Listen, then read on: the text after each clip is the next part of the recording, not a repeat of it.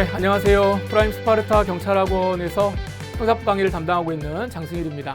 네, 지난번 총평을 올려드렸고요. 오늘 이 시간에는 이제 차분하게 우리가 해설 강의를 통해서 사실 문제가 도대체 어떻게 나왔길래 우리를 이렇게 마음 아프게 했는지, 물론 이제 대다수의 수험가에서 아주 그냥 욕하느라고 지금 난리가 났습니다. 첫날부터 아주 출제위원들에 대한 어떤 원성과 도대체 공부를 어떻게 하라는 거냐, 이런 부분들도 많이 지금 화를 내고 있죠. 어쩔 수 없습니다. 진짜 화가 나는 거는 화가 나는 건데, 그래도 이제 지나간 시험은 지나간 시험이고, 이 시험을 통해서 우리가 어떤 것을 얻을 수 있을까, 이 부분에 대해서는 조금 이제 냉정하게 생각을 해봐야 될 것 같습니다. 몇 가지만 제가 말씀드리고 곧바로 이제 문제들을 좀 한번 살펴보도록 할 텐데요. 앞으로 이제 이러한 지문 구성, 그리고 또 시험의 어떤 출제 경향이 계속 될 것이냐라고 하는 거는 뭐 제 개인적으로는 약간 좀 부정적입니다. 물론 이제 문제 난이도가 과거처럼 아주 단순하게 문제가 나오고 아주 쉽게 나오지는 않을 거라고 봐요. 그거는 있지만, 그렇다고 해서 금년처럼, 이번처럼 아주 이렇게 개수 문제가 많아지고 시간 안에 풀 수 없을 만큼의 양을 이제 우리에게 던져주는 이런 만행은 두 번 다시는 이루어지지는 않을 거다. 그래서 이제 한 번 좀 겁을 줬기 때문에 우리들에게 좀 더 열심히 공부해라라고 하는 시그널을 준 것이지, 이 부분 뭐 이제 특별법도 특별법은 특별법대로 공부를 해야 되고, 또 뭐 이론은 이론대로 또 공부를 해야 되고, 그래서 개수 문제에 대해서는 또 거기에 또 대비를 해야 되고, 이거를 이제 다 주기에는 그렇게까지는 안 할 것이다. 이제 저는 그렇게 생각을 합니다. 그래서 설령 그렇게 한다고 하더라도 여러분들이 다음 시험이 지금 한 6개월밖에 안 남았잖아요. 사실 그 상황에서 우리가 어떤 공부 패턴을 완전히 바꿀 수는 없어요. 그러니까 여러분 너무 당황하지 마시고 기존에 해왔던 것들을 다시 한번 계속해서 이제 그대로 열심히 하시고요. 문제 유형, 그 유형에 맞는 연습, 그걸 좀 이렇게 차분하게 다시 한번 마음을 가다듬고 공부하셔야 됩니다. 그래서 문제 푸는 연습을 다시 한번 좀 하셔야 될 것 같고, 그런 연습을 통해서 우리가 좀 연습을 한다면 어차피 시험은 상대평가이고, 상대적으로 나보다 못 본 사람보다 내가 한 개 더 맞추면 합격을 할 수 있는 그런 구조예요. 잘 맞춰서 뭐 예를 들어 100점 맞아가지고 꼭 합격하는 건 아니기 때문에 그 부분에서는 조금 냉정하게 판단하시라. 출제위원들 계속 욕하고 있어 봐야, 욕하고는 쉽지만 적절하게 욕을 하고 다시 이제 돌아와야 된다, 그 말씀 드립니다. 개수 문제만 좀 없었어도 사실 문제를 좀 풀만 했을 수 있어요. 개수 문제만 없었으면 시간 안에 조금 더 풀 수 있었고, 한두 개 차이 뭐 이런 걸로 인해 가지고 쭉쭉쭉 이렇게 나가는 건 없었을 거라고 저는 생각을 합니다. 그런데 이제 이거는 좀 이제 없어지겠죠. 너무 이렇게 이제 비인간적인 시험은 내지 않을 거라고 저도 생각하기 때문에 이제 그걸 좀 기다려 봐야 될 것 같습니다. 이 개수 문제는 여러분들 어떻게 뭐 대비할 수가 없어요. 계속 OX로 하는 것밖에 없는데, 시험장에 가서 어떻게 이제 내가 대응하느냐의 문제이기 때문에 그냥 빠짐없이 충실하게 조금 지금 공부하는 것보다 조금 플러스 알파로 더 공부하신다. 그리고 이제 이 비슷한 유형의 문제를 많이 푸는 연습을 좀 하시라는 그 말씀을 좀 드리겠습니다. 좀 더 자세한 것들은 이제 저도 이제 학원에서 또 여러분들 만나 뵙게 될 것이고, 또 뭐 저하고 만나지 않으시는 분들도 또 여러분들이 또 멘토로 삼으시는 선생님들, 또 학원 선생님들 계시니까 그 선생님들하고 조금 더 상의하시면서 조금 더 냉정하게 앞으로 남은 시험을 잘 준비하시기 바랍니다. 자, 이 시간에는 이제 2차 문제 40문제, 형법과 형사소송법 두 개 40문제를 잘 한번 정리를 좀 해보도록 하겠습니다. 1번 문제는 이제 유추에서 금지 원칙이죠. 근데 요거는 뭐 이제 매번 1번 문제는 나올 수 있는 문제 유형이었습니다. 그래서 뭐 요 1번 문제를 볼 때는 여러분들이 그때 뭐 당황하지는 않으셨을 것 같아요. 여기 뭐 자수 문제는 매번 나오는 문제이고, 그 다음에 여기도 뭐 처음 공부하시는 분들이 아니라면, 완전히 이번에 처음 공부하시는 분 아니라면 1번과 2번은 뭐 많이 봤죠. 제한적으로 이범성 조각사유가 제한적으로 유추 적용을 하게 되면 안 된다, 이런 것들이 있었고, 정답은 2번인데 요 2번도 그렇게 어렵지 않게 나올 수 있는 문제입니다. 요거는 뭐 그렇게 어렵지 않았고, 자, 다시 보면 행정법규라고 하는 건데, 행정법규를 해석을 하든 어떤 법규를 해석을 하든지 간에 유추 해석을 허용하는 유형은 없어요. 법은 엄격하게 해석을 해야 되기 때문에 당연히 형벌과 관련된 부분에서는 더더군다나 유추 해석 금지 원칙은 적용되어야 된다라고 하는 게 답입니다. 그래서 이건 뭐 어렵지 않게 2번 정답 보실 수 있었을 것 같습니다. 뭐 이렇게 나왔으면 좋았을 텐데. 자, 2번 보시죠. 자, 법인의 형사책임. 법인의 형사책임도 어쨌든 테마로만 놓고 보면 우리가 다 알고 있는 내용들이고요. 여기 범죄 능력은 없다. 범죄 능력 없다. 이거 받고. 그 다음에 이 부분도 과실이 있어야 된다. 이 부분은 이제 우리가 과실 책임설 기억나시죠? 여기 뭐 2번 문제 풀 때까지도 뭐 괜찮았을 것 같고. 자, 이제 4번 판례를 여러분들이 이제 보신 분들은 저는 제가 강의하던 교재에서는 여기 이제 넣어놨는데요. 이게 이제 법원행시에서 한번 문제가 나오고 갑자기 이제 우리 시험에 이제 떨어진 거예요. 그래서 여기 정의는 공공기관이다.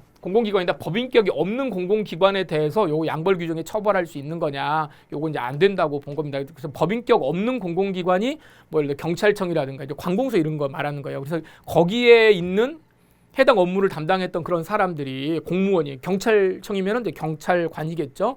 그런 식으로 이제 양벌 규정에서 처벌받을 수 있는 거냐, 요거 안 된다고 본 판례입니다. 이게 법원행시에서 한번 나왔던 판례인데 조금 범위를 좀 넘어섰죠. 우리는 여기까지는 공부 안 했던 학생들도 많이 있었을 것이기 때문에 이게 조금 어려웠던 판례일 수도 있겠다.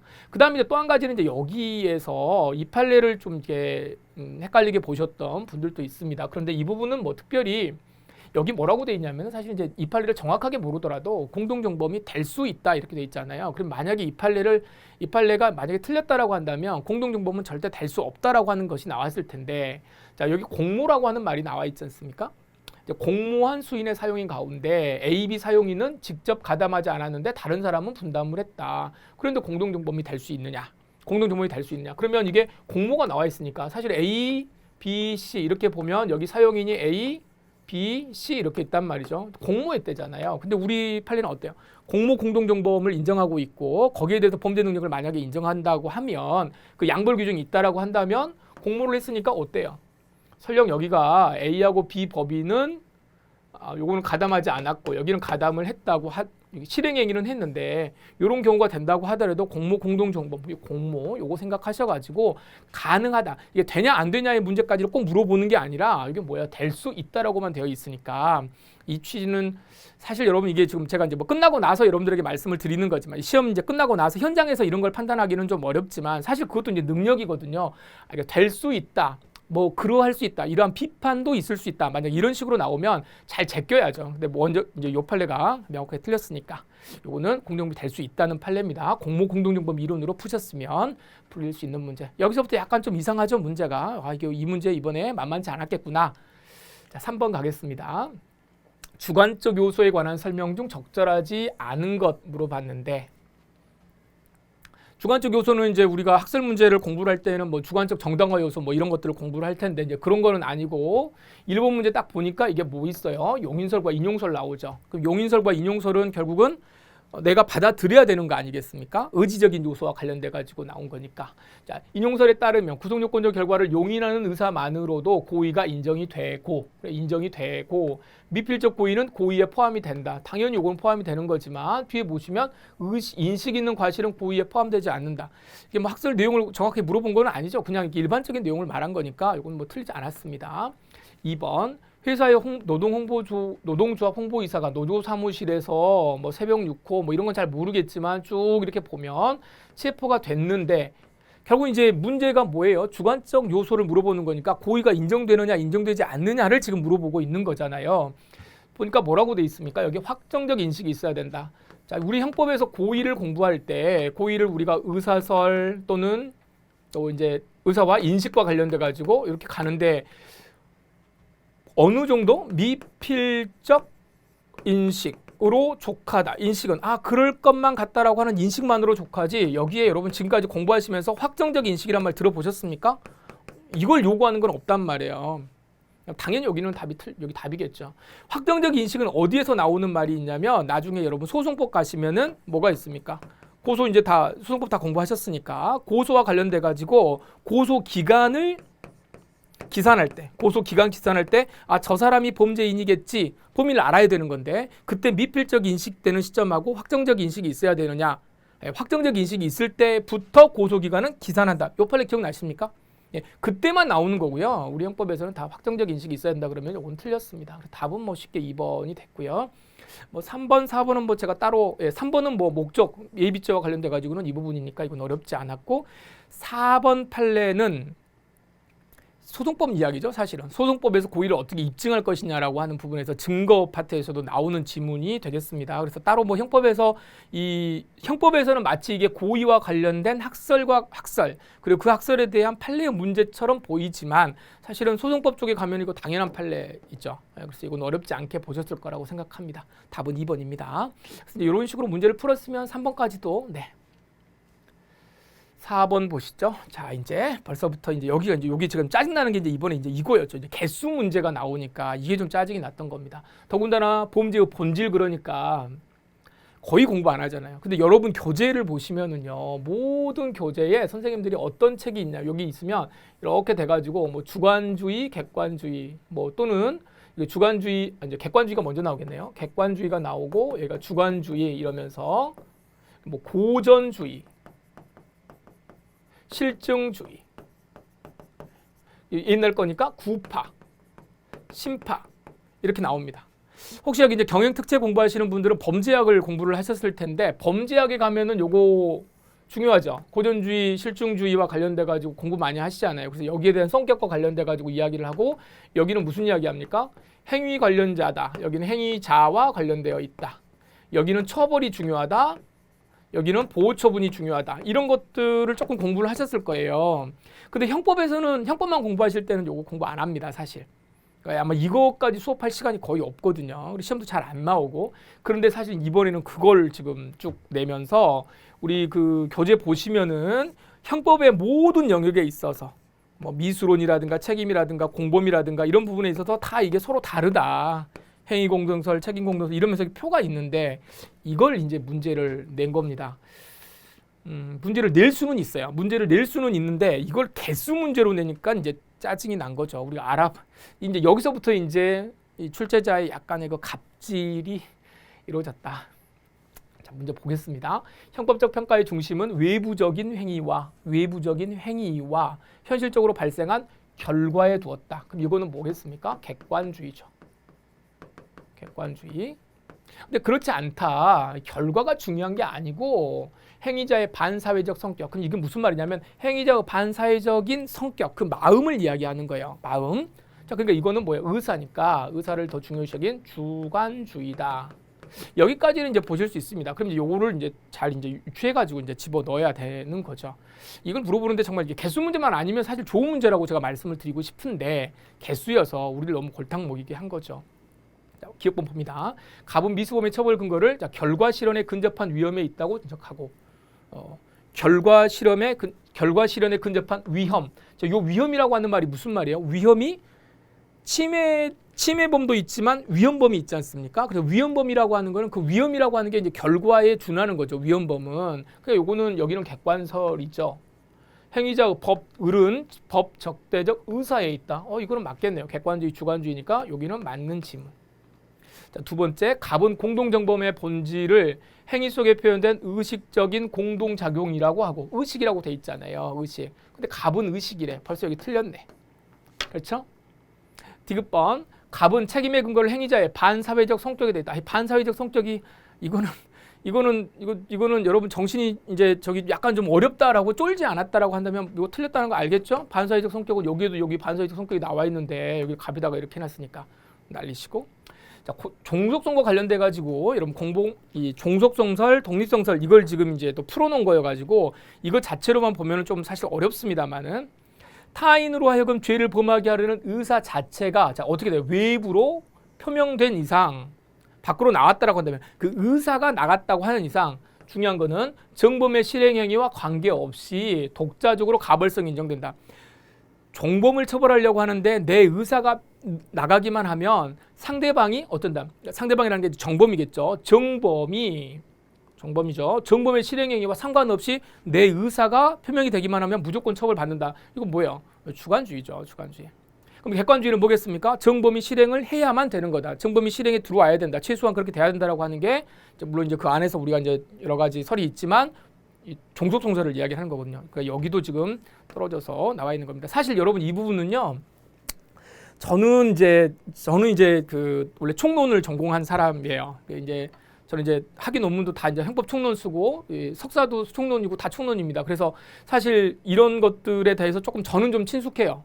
친숙한데 이런 걸 요즘에 안 가르치죠. 안 배워요. 예. 그리고 지금 아까 제가 범죄학 이야기했지만 범죄학에서는 조금 더 범죄의 본질을 하니까 이게 좀 이렇게 공부해야 되는 것만큼 좀 이렇게 중요도가 있습니다. 그래서 요즘에 그럼에도 불구하고 요즘에 이런 거 안 가르치잖아요. 이거 굳이 뭐 이렇게 너무 고리타분하니까. 그런데 이런 문제 한 번씩 내주면 그래도 형법의 본질에 대해서 한 번쯤 생각하게 하니까 수험적으로는 그래 뭐 충분히 내줄 수도 있다라고 생각하거든요. 왜냐하면 이게 전반적으로 형법 전반에 지금 다 건들잖아요. 이게 미수범이라든가 공범이라든가 이런 것들 책임, 도의적 책임론, 사회적 책임론 여러분들 하시잖아요. 그걸 한 번으로 한 키에 그냥 해결할 수 있는 그런 좋은 문제입니다. 좋은 문제인데 뭐가 문제다? 우리가 지금 편 안 나오다가 나왔고 개수 문제가 나왔다는 게 여기 지금 짜증이 난다. 한번 여러분 검토를 한번 해보시기를 바랍니다. 나름 뭐 학설 문제로서는 뭐 나름 표준이 될 수 있는 문제가 되겠다. 조금 짜증은 좀 나지만 짜증 납니다. 이런 문제 나오면은 우리 이제 판례 좀 잘 보고 공부하는데. 자, 5번 피해자 승낙. 피해자 승낙은 요거는 이제 뭐 사례 판례로만 나왔으니까 뭐 그렇게 어렵지 않게 볼 수 있죠. 여기는 뭐 보겠습니까? 법률상 이를 처벌할 수 있는 승낙뿐만 아니라 그 승낙이 윤리적, 도덕적 아니어야 된다. 그렇죠. 뭐 내 코를 베라 뭐 이런 거는 안 되기 때문에 요거는 괜찮을 거고. 두 번째, 이건 엄청나게 뭐 많이 나온 판례니까 쉽게 갈 수 있죠. 사망한 자에 대해서 인감증명서 빼는데 뭐라고 그런 거예요? 요거 추정적 승낙, 헛소리 하지 마라. 죽은 사람이 무슨 추정적인 승낙이냐 이래가지고 위법성이 조각되지 않는다라고 본 판례입니다. 이건 이제 법 조문과 관련된 이야기인데 이건 약간 좀 헉했을 수도 있죠. 피해자의 승낙은 무슨 상당한 이유 없죠. 이런 데서는 하는 건 이제 상당한 이유가 있지만 이건 이제 법 조문 문제여서 허를 찔렀을 수도 있습니다. 여러분들이 약간 좀 머리가 아플 수도. 그나마 근데 이건 좀 좋죠. 그래도 OXXO 이렇게 갔으니까. 그래서 이분 틀렸다. 이거는 뭐 당연히 피해자 승낙 관련돼서 아주 뭐 기본적인 판례이기 때문에 이 부분은 뭐 쉽게 또 넘어갔을 수 있죠. 여기서 잠깐 제가 말씀드리는 건 제가 이제 수험생의 입장은 이제 실제 제가 여러분들처럼 뭐 당장에 가가지고 시험 보는 사람이 아니기 때문에 여러분들하고 입장이 조금 약간 괴리가 돼 있을 수 있어요. 그러니까 제가 여러분들 100% 여러분들 본인이 아니기 때문에. 근데 문제가 이번처럼 이렇게 이제 어렵게 나왔다라고 하고 좀 이상한 문제가 나왔다고 하더라도 자, 이런 것들은 어때요? 이런 문제에서마저 만약에 실수를 해버렸으면 정말로 답이 없습니다. 그러니까 앞으로 다음에 시험 보러 가실 때도 마찬가지인데 항상 불이타의 문제는 나올 수 있다라고 이제 대비를 하고 가시고 아는 거는 정확하게 맞춘다. 이 생각을 정확하게 하셔야 됩니다. 이런 것들은 빨리 이제 어려웠다고 하지만 그나마 좀 쉬운 문제잖아요. 이런 것들 실수하시면 안 됩니다. 답은 OXO 이렇게 해서 4번이 답이겠네요. 6번 가겠습니다. 기대 가능성. 여기도 그냥 뭐 판례와 관련된 것이고 생각보다 여러분들이 저는 이제 학설을 그나마 이제 제가 아까도 말씀드렸지만 저는 이제 편하게 좀 이렇게 말을 좀 하는데 여러분들 받아들일 때는 학설 자체가 많이 어렵죠. 분명히 어렵죠. 어려운데 이런 것들도 생각해 보시면 이제 국어를 좀 잘 보셔야죠. 판단 기준을 국가에 두면 어때요? 근데 기본학기 때 다 어느 정도 공부를 좀 하실 것 같은데 국가에 두면 기준이 높잖아요. 기준이 높으니까 책임 조각 되겠습니까? 야, 국가에서는 그 정도는 할 수 있는 거 아니야? 이렇게 말하는 거니까 당연히 뭐 한다? 축소될 수 있다. 그래서 이런 지문 정도는 여러분들이 아셔야 됩니다. 요거는 요런 것들도 공부 안 했다 그러면 학설을 아예 공부하지 않은 거예요. 우리가 그거는 사실 바람직하진 않다. 2번. 요거는 뭐 여러분들 알고 있는 판례 아니겠습니까? 이거 다 78 나온 것들이니까 기대할 수 없다는 게 아니라 기대할 수 있다. 저기 처벌했던 판례인 거고. 그다음에 이런 것들도 이제 이런 정할 수 없는 폭력이라고 이런 거 할 때도 우리 이건 학설이 아니죠. 이거는 앞에 정의 규정에서 나오는 거니까 강압된 경우, 윤리적 의미에서 강압된 경우도 뭐한다? 의미한다. 오케이. 여기도 마찬가지죠. 집행정지 신청 잠정적으로 받아들였다고 해가지고 집행정지니까 이거 해도 되는 거네요. 이렇게 판단하는 건 아니다. 이것도 그냥 단순한 판례죠. 이거는 뭐 그렇게 어렵지 않았던 내용이 되겠습니다. 설령 이거를 몰랐다고 하더라도 이 판례, 담배와 관련된 판례들은 여러분들 다 공부하셨기 때문에 쉽게 나오지 않았을까. 다시 한번 말씀드리지만 실수하지 않아야 된다. 2번이 답입니다. 7번 간접정범. 간접정범도 이제 계속 이제 이게 이제 학설 같은 이야기가 나오니까요. 자, 1번 어때요? 1번 전두환 사건이죠. 간접정범에 대해서 최규하 대통령 목적이 없는 대통령을 인해 가지고 이렇게 할 수 있다. 그래서 모두 이야기하죠. 내란죄는 간접정범의 형태로도 이루어질 수 있다라고 하는 결론의 내용입니다. 이건 뭐 많이 아시는 것. 자, 두 번째 처벌되지 아니하는 타인의 행위를 자, 적극적으로 유발하고 이를 이용해서 범죄를 실현했다. 적극적으로 유발했다라고 하는 것 자체가 이제 뭐 가담하는 거잖아요. 교사 내지는 교사가 되는데 그 교사가 처벌되지 아니하는 자나 과실범으로 처벌되는 자를 이용하게 되면 간접정범이 되는 거니까 여기 이제 나오죠. 처벌되지 아니하는 자. 그래서 그렇게 하는 경우면 되는데 타인의 의사를 부당하게 억압해야만 되는 것이냐? 억압하지 않더라도 그냥 꼬시면 되는 거죠. 간접정범의 형태 억압할 필요는 없다. 만약에 억압해가지고 강제로 하게 된다 그러면 그건 이제 강요된 행위가 될 수도 있기 때문에 굳이 그럴 필요까지는 없다라고 하는 겁니다. 그래서 뭐 당연한 이야기. 자, 3번 보겠습니다. 요거는 뭐 장기 또는 다에게 2분의 1까지 특수교사 방조하는 거고 34조 2항 내용이죠. 조문. 4번 간접정범의 실행의 착수 시기를 이용자의 이용행위로 본다라고 한다면 이용행위가 있고 그 다음에 이용행위는 뭐예요? 그러면은 이제 간접정범 형태는 교사 또는 방조로 하기 때문에 교사행위죠. 교사행위가 시작될 때 그럼 이 학설 말고 다른 학설은 뭐겠습니까? 정범이 실행을 할 때 그러겠네요. 정범이 실행을 할 때를 착수로 볼 거냐 아니면은 이 교사범이 자기의 이용행위를 시작할 때로 보는 거냐. 자, 그런데 이용자의 이용의 기시로 본다라고 하는 거는 실행의 착수 시기를 어떻게 하겠다. 여기보다 더 빠르게 보겠다고 하는 거잖아요. 자, 실행의 착수 시기는 언제 뭐하러 배웁니까? 착수 시기를 왜 배우는 거죠? 미수 때문에 배우는 거예요. 미수 때문에. 그래서 여러분 교재 총론의 미수 파트를 가보면 거기에서 뭐 절도죄라든가 이상한 각 죄별로 실행의 착수 시기를 계속 막 나열을 해놨죠. 책이 두꺼운 책은 다 그렇습니다. 나중에 강론에 가서 또 나올 건데 총론에서도 계속 이야기를 해온 건 뭐냐면 실행의 착수를 공부하는 거는 뭐다? 미수라고 하는 걸 미수 시점을 공부하려고 하는 거예요. 자, 그러면 요 시기가 어떻게 돼? 당겨졌잖아요. 이쪽 뒤로 가면은 늦어지는 거고 당겨지면 여기서 붙어서 뭐가 되는 거예요? 미수가 성립되는 거죠. 결과가 발생되지 않는다면 따라서 미수범의 처벌 범위는 축소되는 게 아니고 어떻게 되겠습니까? 당연히 확대되는 거죠. 여기서 잔소리 하나 잔소리하기보다도 조금 이제 팁을 좀 드리면 여러분들이 학설 공부하는 걸 굉장히 어렵게 생각하시니까 학설이라고 하는 것도 여러분 단순하게 외우려고만 생각하지 마시고 이게 국어입니다. 국어. 논리적인 거거든요. 특히나 형법이 논리적인 학문인데 요렇게 전제를 하면 그 다음 단계는 이렇게 될 것이다. 그래서 그 이론이 학설이에요. 학설을 여러분들 보고 무조건 외워가지고 쓰라고 하는 게 아니기 때문에 이런 것들은 논리적으로 이해할 수 있습니다. 사실 이해할 수 있어요. 근데 여러분들이 이걸 읽고 생각을 잘 안 하려고 하고 시험도 잘 안 나오고 그러니까 공부를 안 하는 거거든요. 조금만 한 번씩 이 파트를 공부할 때 저렇게 하셨으면 이분도 사실 뭐 맞출 수 있지 않았을까. 하지만 이제 이쯤 되면은 문제 자체 하나하나가 다 지금 빡빡하기 때문에 뭐씨 왜 이래 막 이제 이러면서 가겠죠. 이 씨 막 이렇게 가는 거예요. 여기 이 씨는 C입니다. C 아시겠죠? 자, 8번 공동정범입니다. 자, 이제 8번 여기도 만만치 않은데 1번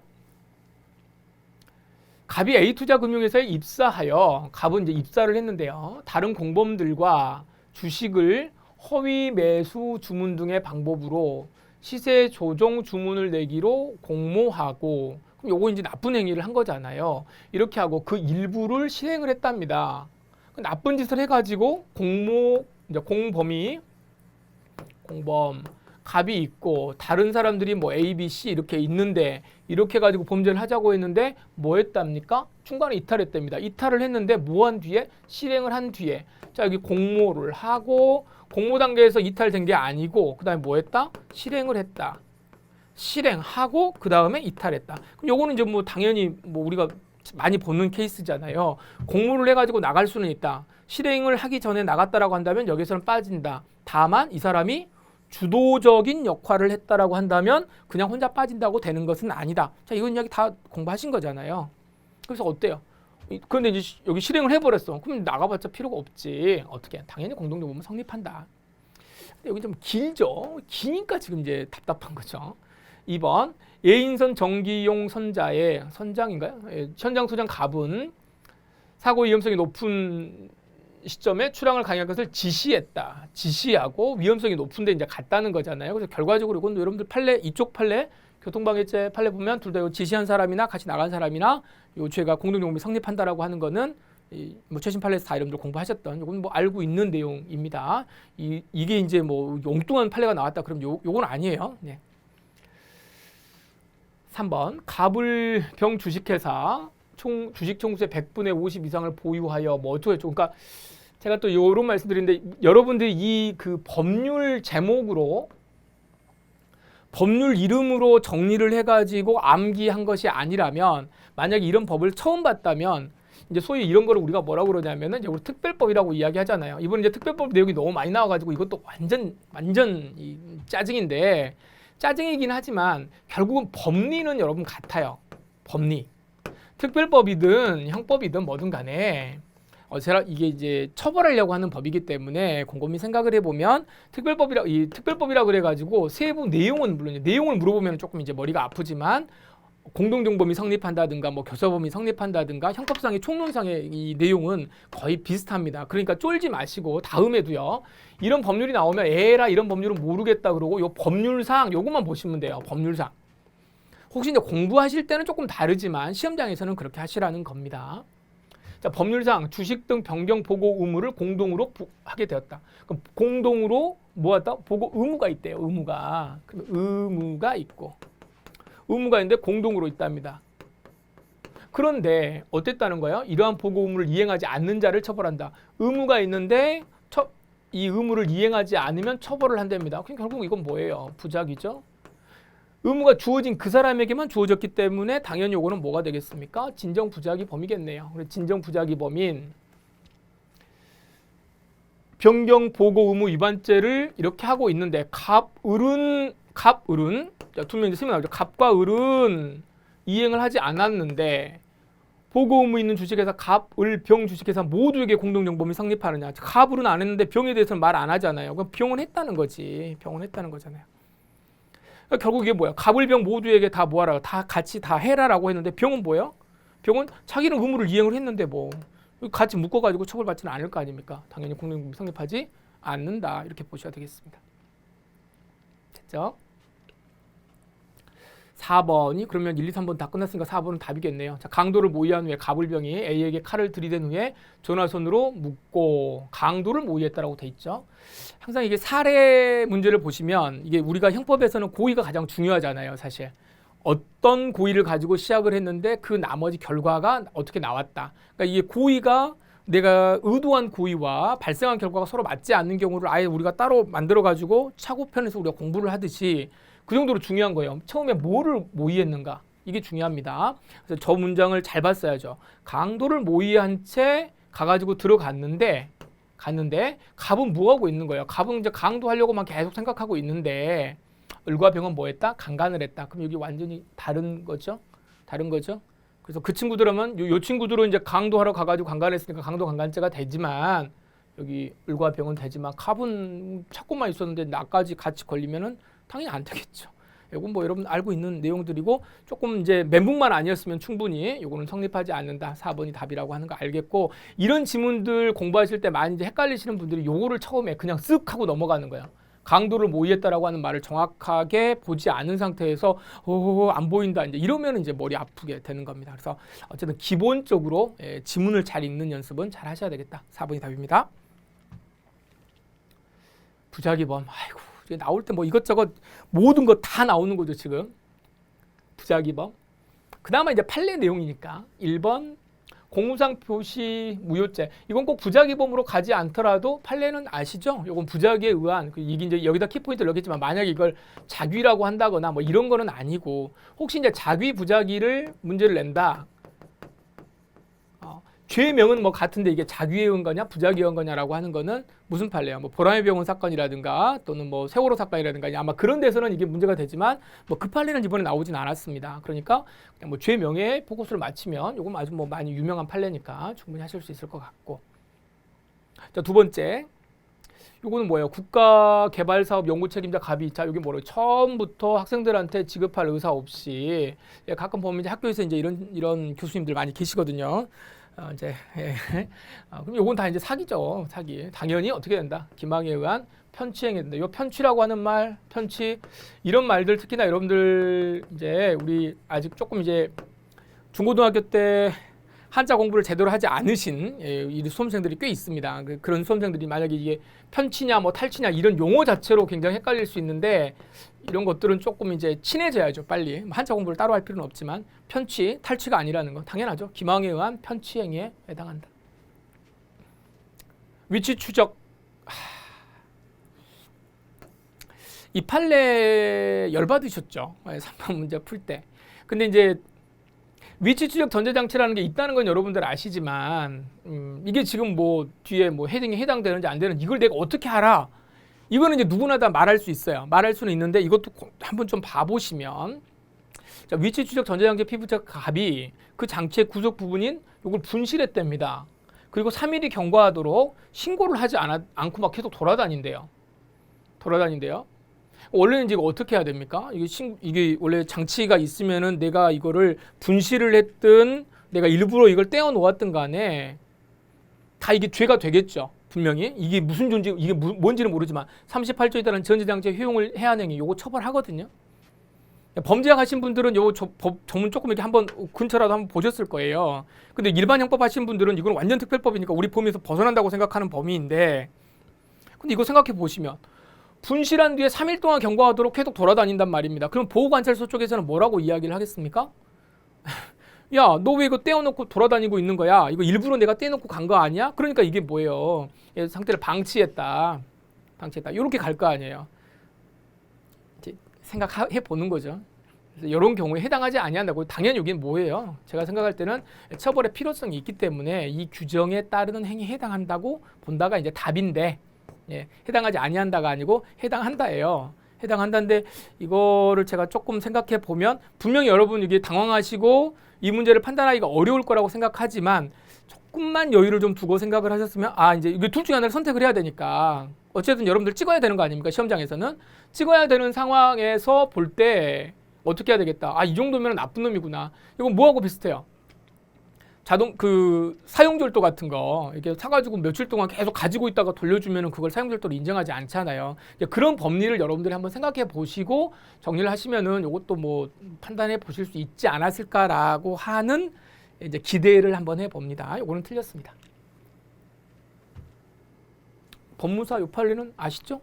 법무사 요거는 당연히 부작위한 위반죄 요건 뭐 다 나왔던 판례이고. 그다음에 이제 여기 보죠. 대출 자금으로 빌딩을 경락 받았는데 아마 읽는 게 지금 힘들었어요. 이게 쭉 하고 분양이 저조해 가지고 실패한 갑과 을은 대출금으로 충당되는 중도금을 제외한 이걸 유예하고 하는 등의 비정상적인 이면 약정을 체결하고 그리고 나서 금융기관에 가가지고 이러한 내용을 감춘죄니까 이건 뭐 속였지. 이게 기망 아닙니까? 말 안 했으니까. 그럼 결국 이게 사기죄에서는 항상 나오는 게 부작위한 기망일 거고, 이 부작위한 기망은 말을 해야 될 고지 의무가 있음에도 불구하고 말하지 않은 경우를 말하는 것이니까 당연히 이거는 해당하지 아니한다고 해당하겠죠. 이례적인 판례를 우리가 공부한 게 아니라면은 이런 것들은 상식적으로 문제를 푸셔도 되는 겁니다. 자, 그래서 요거는 아니한다 그랬으니까 여기는 틀렸고요. 여기 성립한다 여기는 맞았고요. 요 개수 문제 계산해 보시면 되겠습니다. 이건 무엇인가요? 자, 10번 가나의 죄수의 기초이론. 아주 골고루 내죠. 골고루. 이게 지금 아주 이 출제 위원들은 이제 신난 것 같아요. 이게 아주 그냥 다 그냥 하나씩 다 건드렸습니다. 얼마 전에 우리 경찰 시험에서 우리 법익과 이 죄수론과 관련돼 가지고 각 학설에 따라서 시험에 한번 나온 적이 있죠. 그때 굉장히 많이 당황하시고 이제 좀 그랬을 겁니다. 근데 여전히 지금 이 문제 이런 스타일 이 죄수론에 대해서는 한 문제를 내겠다. 죄수론 형벌론 쪽에서는 내겠다. 물론 형벌론 뒤에서 또 나오기는 하는데 내는 어느 정도 이게 뭐 2, 3년 안에 한 번씩은 꼬박꼬박 내는 어떤 문제 풀에 들어가 있는 것 같습니다. 기초 이론인데 말이 기초 이론이지. 자, 보세요.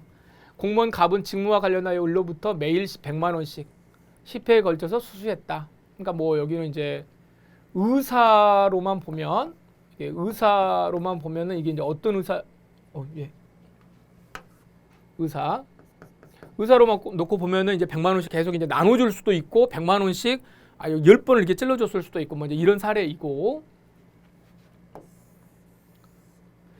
자, 갑이 A를 살해하기 위하여 A의 음료수에 치사량의 독약을 넣고 갔는데 여기는 갑이 두 번째는 갑이 넣었는데 행위는 한 개죠. 행위는 하나인데 A가 죽었고 B서가 죽었다. 그럼 A가 죽었고 B서가 죽였으니까 1타 2피죠. 그럼 요거 이제 상경이 되겠네요. 사실은 어차피 하나로 됐으니까 상경이 되는 것처럼 보이지만 이건 뭐예요? 이게 법익 자체가 생명이니까 전속적 법익이죠. 그렇게 되면 이건 상경이 아니겠네요. 행위 하나로 두 개가 됐으니까 상경인 것처럼 보이지만 생명과 관련된 거니까 이건 이제 실경이 되겠네요. 또 이제 이런 식으로 이제 정리하시면 됩니다. 1번 자연적 행위 표준설에 따르면 가는 수재이고 자연적 행위 표준설이라고 하면 행위가 하나 있으면은 뭐예요? 행위가 하나 있으면 하나, 두 개 있으면 둘 이제 이렇게 간다는 거 아닙니까? 그래서 그 행위로만 기준으로 삼으면 가는 여러 번 했으니까 그렇지 당연히 수재인 거고 나는 행위는 하나니까 법익 표준설 이런 걸 생각하지 말고 뭐만 생각하면 행위만 생각하면 당연히 일제가 된다. 오케이 맞겠습니까? 여기 1번은 맞겠죠. 자 2번 보세요. 법익 표준설에 따르면 나는 법익 표준설 방금 설명드렸죠. 이 법익과 사람의 생명과 같은 법익과 관련된 것이라면 전속적 법익을 침해한 것이기 때문에 법익 주체마다 한계가 되는 거다. 죄가 각각 성립하는 거다. 이렇게 보시는 거고 맞겠네요. 자, 가에서 구속요건 표준설로는 갑의 10회에 걸친 뇌물수수 행위가 일죄인지 수혜죄인지 나 잘 모르겠다. 이런 비판이 있다. 어디에서 연결할까요? 의사표준설의 입장에서 하는 비판이에요. 왜냐하면 의사표준설에 생각할 때 이 공무원한테 1,000만 원을 이제 주려고 하는 의사가 있었으면 어차피 1,000만 원만 주면 되는 거잖아요. 행위가. 그러면 이제 죄가 한 개지만 100만 원씩 10번으로 이제 100만 원씩 주는데 그걸 100만 원 한 번 주고 야, 돈 좀 부족한가 봐. 또 주고. 또 다른 일로 또 주고. 자, 이렇게 되면 수재가 될 수도 있잖아요. 그 의사가. 한 번에 1,000만 원을 줄 의사인지 100만 원씩 주는데 뭐 또 다른 일로 100만 원 주고 100만 원 주고 이렇게 했다는 것인지. 자, 이제 그렇게 보면 단순하게 구속요건 표준설 이 뇌물죄라고 하는 그것만으로는 의사설의 입장에서 볼 때는 이거 도대체 수재인지 일죄인지 잘 모르겠다라고 하는 비판이 있다. 오케이. 의사표준설에 따르면 방금 다 설명드렸습니다. 가의 경우에 갑이 10회의 뇌물수수 과정에서 단일한 범위를 가졌는지를 불문하고 의사표준설인데 단일한 의사를 가졌는지를 불문하고 그러니까 정신을 똑바로 차리면 여러분들이 이제 멘붕 상태예요. 10번 정도 풀었어도 이번에 이제 이거 충도 못 가는 거다 이런 생각을 할 수 있을 텐데 이것도 보면은 그냥 이게 말이 안 맞잖아요. 그대로만 놓고 보면 의사표준설인데 범위하고 이거 불문하고 돼 있으니까 불문하면 안 되지. 네, 그렇게 푸셔도 됐을 겁니다. 4번이 답입니다. 11번 죄수. 죄수의 기초이론 나오고 죄수가 또 나왔죠. 1번 주거침입 강간죄. 사실 여러분 주거침입 강간죄는 형법에서 안 나와요. 이게 특별법이 성폭력 특별법에서 나오거든요. 굉장히 엄한 죄입니다. 주거를 침입해가지고 강간을 하게 되면 굉장히 강하게 처벌하는 범죄이거든요. 그래서 이 범죄만 놓고 보고 이걸 이제 해설을 하려고 보면은 이건 출제 범위가 조금 더 벗어난 거 아닌가라는 생각이 좀 드는데 자 보세요. 사람의 주거 등을 침입한 자가 피해자를 강간한 경우에 성립하는 것이다. 느낌상 어때요? 주거 침입 더하기 강간이니까 이거 이렇겠죠. 강도 강간죄를 생각해 보시면 되죠. 강도가 강간을 한다. 그럼 이 강간은 뭐예요? 신문범이잖아요. 어쨌든 간에 이거 좀 말하는 거예요. 주거침입죄를 범한 후에 강간을 해야 되는 신문범이고 만약에 선우가 바뀌어가지고 강간을 먼저 하고 주거침입을 했다고 한다면 각각 따로 성립한다. 자 이게 뭐예요? 강도가 강간이었을 때는 강도 강간죄지만 강간이 강도일 때는 어떻게 한다? 이거 따로 보잖아요. 이제 그 법리를 그대로 이야기를 하는 겁니다. 잘 모르겠으면 일단 넘어가고 2번 로트와일러. 요팔리는 아시죠? 요팔리는 이제 좀 끔찍한 상황이긴 하지만 행위 하나로 간 거니까 당연히 어떻게 돼요? 상사경합의 관계에 있다. 이렇게 보시는 겁니다. 이건 뭐 어렵지 않고. 자, 11번. 3번. 공직선거법이죠. 형법에도 불구하고 이게 예전에 이거는 사실은 이 판례가 제가 처음에 나왔을 때 저는 이게 형사소송법 그때 한참 이렇게 수업하고 있을 때인데 요거는 이제 죄수 이게 이제 어떻게 이제 판결할 거냐라고 하는 그러니까 판결할 때 이걸 이제 묶어 가지고 이제 병합을 할 것이냐 말 것이냐 그 문제거든요, 사실. 이거는 사실 형법 문제는 아닌 것 같아요. 형법 요거는 좀 너무했어요, 이거는. 결과적으로 선거법으로 이제 취급을 하라는 이야기예요. 취급하라고 여기에서 이거는 아무튼 좀 너무 오버했다. 취급은 아니 된다가 아니고 이건 해야 된다라고 하는 판례고. 근데 이 판례만 봐보세요. 이거는 이제 이것도 법리예요. 상표권 침해가 계속해서 이루어졌다라고 한다면. 계속 침해를 한다라고 한다면 어때요? 상표마다 포괄해가지고 한 개의 범죄가 성립하고 이건 맞겠죠.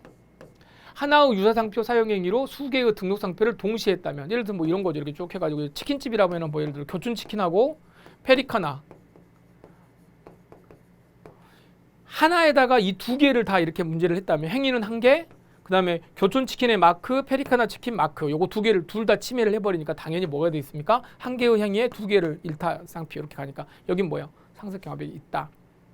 요거는 뭐 여러분 조금 그래 생각해 보실 수 있는 내용이죠. 옆판에는 잘 모르셨겠지만 이제 1, 2, 3번 정리하셔가지고 아무튼 요거는 선거법으로 취급해야 된다라고 하는데 다시 뭐 나올까 싶습니다. 정답은 3번이었습니다.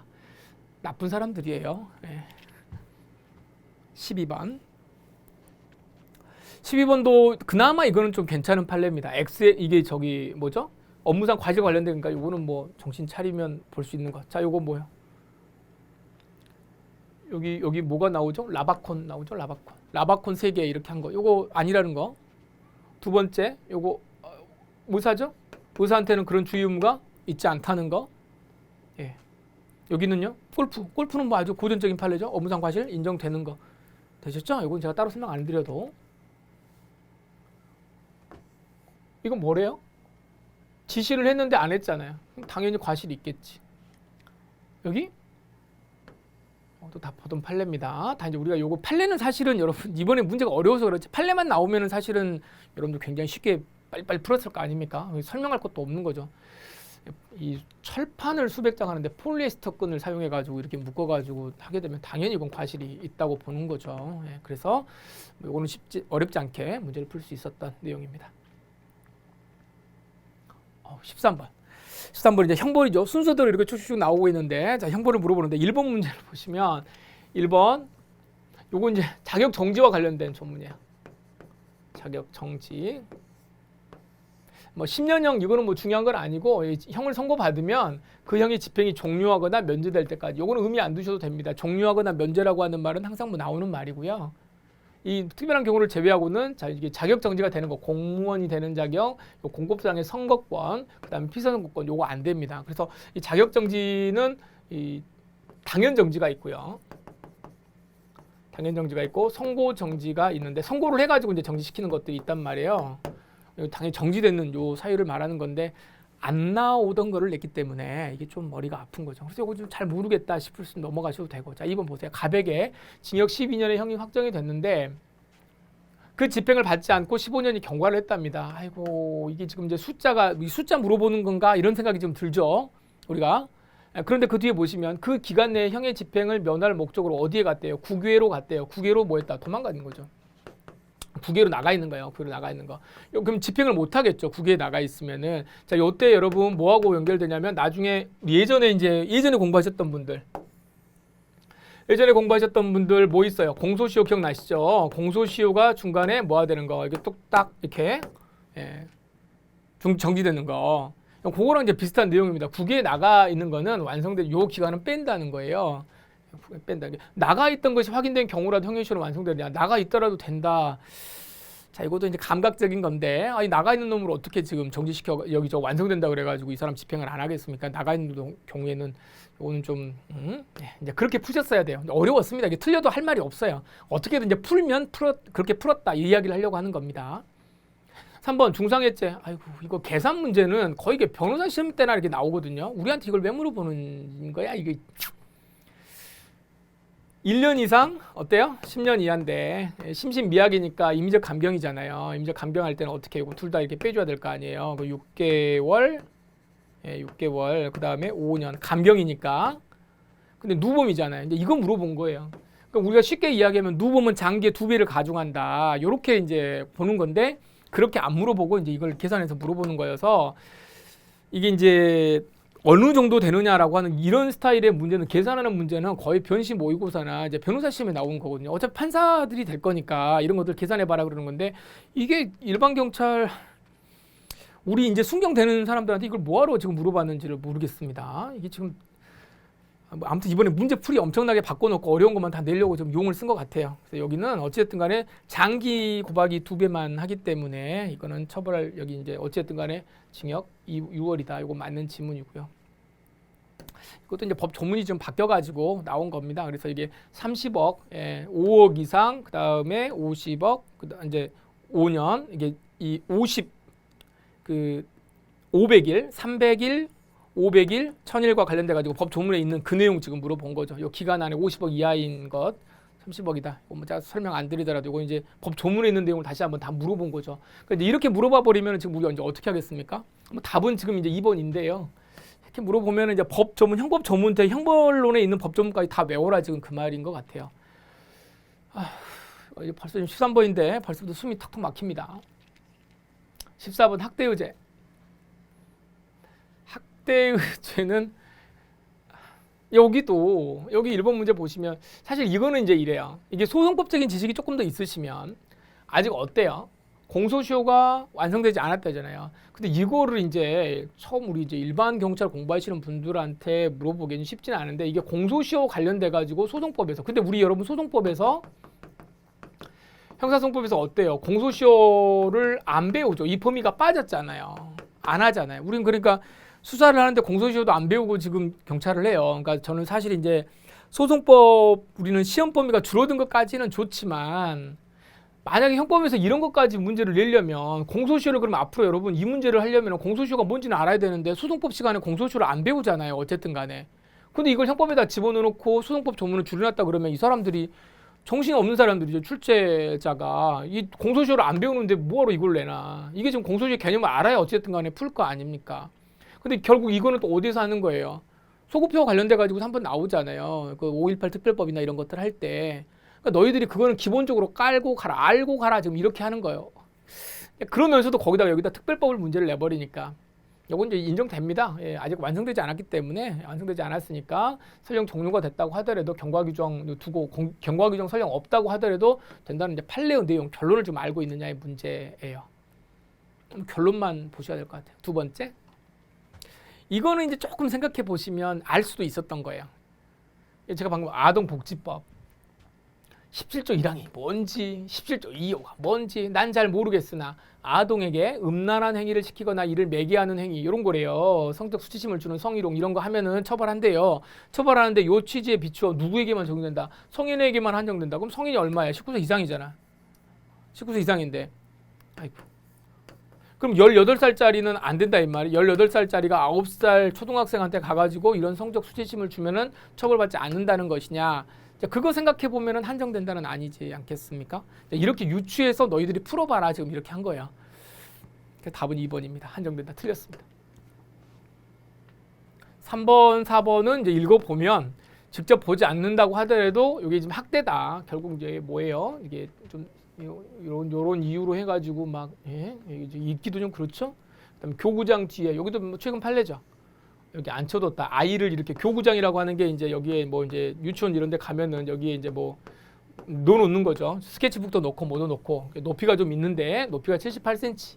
그러니까 여기 높이가 78cm인데 요 위에 아이를 올려놓고 못 내려오게 하는 거죠. 그다음에 여기서 막 흔들어가지고 이렇게 하는 거. 나쁜 또라이. 아이 또 네. 유치원 선생님들 중에서 좀 이상한 사람들이 있어요. 이런 것들 다 뭐다 학대로 처벌 받아야 된다. 3번, 4번은 그런 내용이고요. 아까 앞에서 이제 그 답이 2번이 되겠습니다. 근데 이게 형법 문제를 푸는데 대충 이게 거의 좀 특별법 판례가 이렇게 나오니까 모욕죄. 근데 그나마 이제 모욕죄 우리가 좀 알고 있는 모욕죄 판례를 보면 됩니다. 1번은 여러분들 이거 최근에 나온 이야기죠. 오용과 압작 이렇게 하는 거는 이제 사실 모욕죄는 우리가 상식적으로 풀기는 좀 어려워요.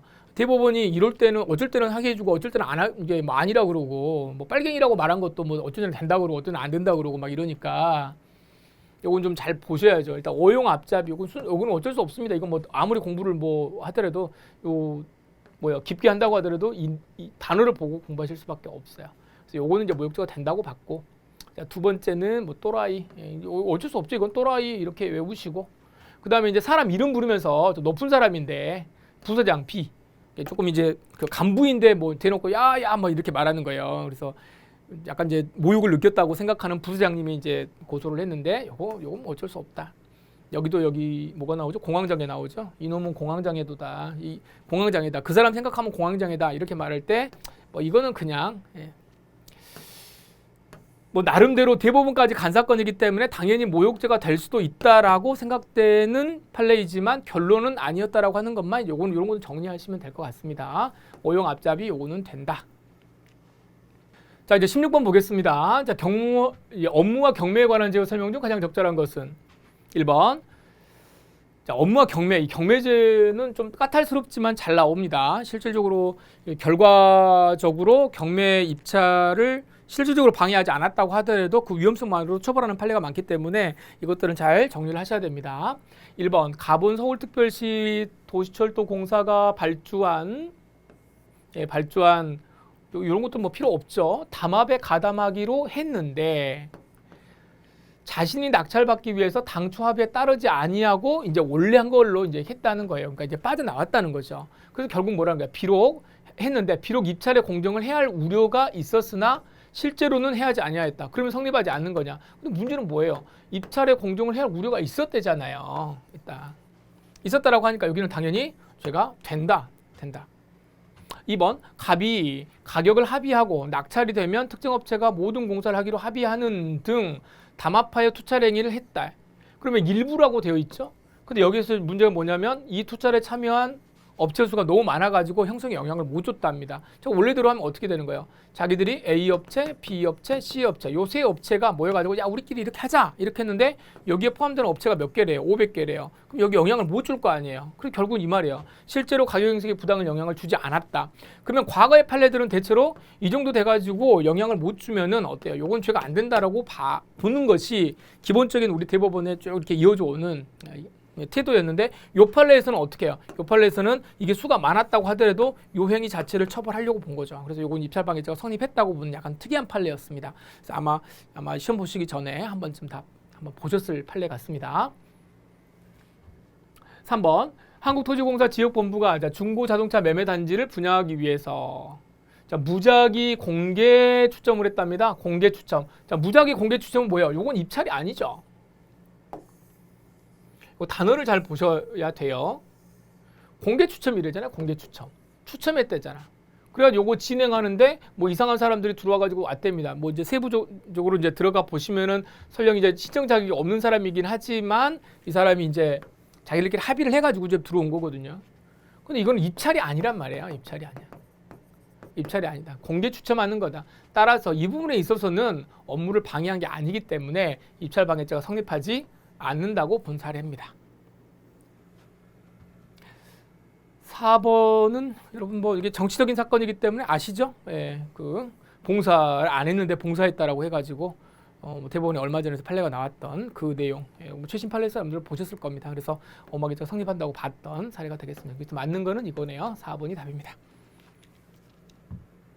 17번 사례에 대해서 가장 적절한 것은 이렇게 나오면 사례가 이렇게 나오면은 각각 문제 하나하나가 다 문제잖아요. 또 그래서 시간이 또 걸리는 거죠. 1번 이거 유명한 사례인데 여러분들이 또 이야기를 예전에 들어봤는지 모르겠습니다. 그 PC방에서 이제 그 엄마가 이제 여자죠. 여자가 와가지고 이제 PC방에서 게임하고 있으니까 여기에서 이제 어떤 남자가 이제 가가지고 뭐 결혼을 했냐 어쩌고 서로 이야기하다가 아이는 어딨냐, 아이도 있지 않냐. 그러니까 아이는 집에서 이제 뭐 하고 있다. 집에 잠자고 있다 그러니까 얘가 나와가지고 이제 여기를 가가지고 여기 요입니다. 요 친구를 데리고 나와서 강간할 목적으로 이렇게 했다. 그거 뭐 비슷한 사례로 지금 만든 것 같은데. 그래가지고 이제 데리고 가가지고 요거 입히고요. 그리고 나서 마지막에 이제 강간하려고 했고 그 다음에 살해하고자 했어요.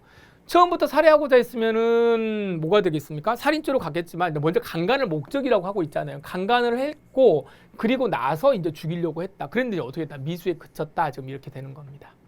이제 죄가 이제 두 개가 되는 거죠. 예, 근데 여기가 이제 머리 아프죠, 우리. 자, 이걸 지금 우리 보고 어쩌라는 거예요, 지금 이런 거를. 이런 거 볼 때 이제 짜증이 나죠. 근데 제가 예전에 이제 수업할 때 계속 말씀드리는 건데.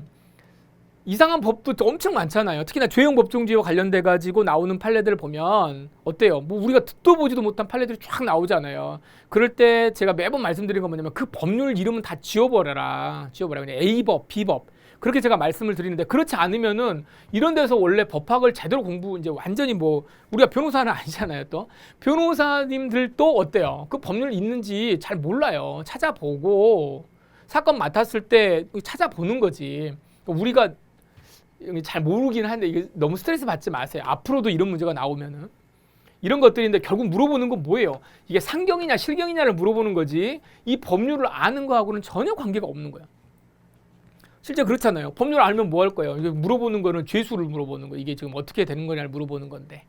그래서 이거는 이제 결과적으로는 어떻게 다 강간을 목적으로 했고 살인이 들어왔으니까 목적이 처음부터 목적이 살인이 아니었잖아요. 그럼 별개의 죄로 보셔가지고 이건 상경이 아니고 실경이었다. 이렇게 보셔야 됩니다. 갑이 이것도 유명한 판례죠. A에게 보냈는데 A가 그 링크를 이용해서 별다른 제한 없이 이에 바로 접할 수 있는 상태가 돼 있으면 뭐가 되는 거예요? 공인업무자가 되지만 여기 뭐라고 돼 있습니까? 여부를 묻지 않고 바로 누르면은 딱 될 수 있는 상태가 되면 되지만 이걸 묻지 않고라고 돼 있으니까 그건 장난친 거죠. 성립하지 않는다. 그럼 1번, 2번 다 틀렸네요. 3번 갑이 용변을 보고 있는 사람을 촬영하기 위해서 너 왜 그러니? 자 여기도 뭐야? 착수했다고 볼 수 없다가 아니고 어떻습니까?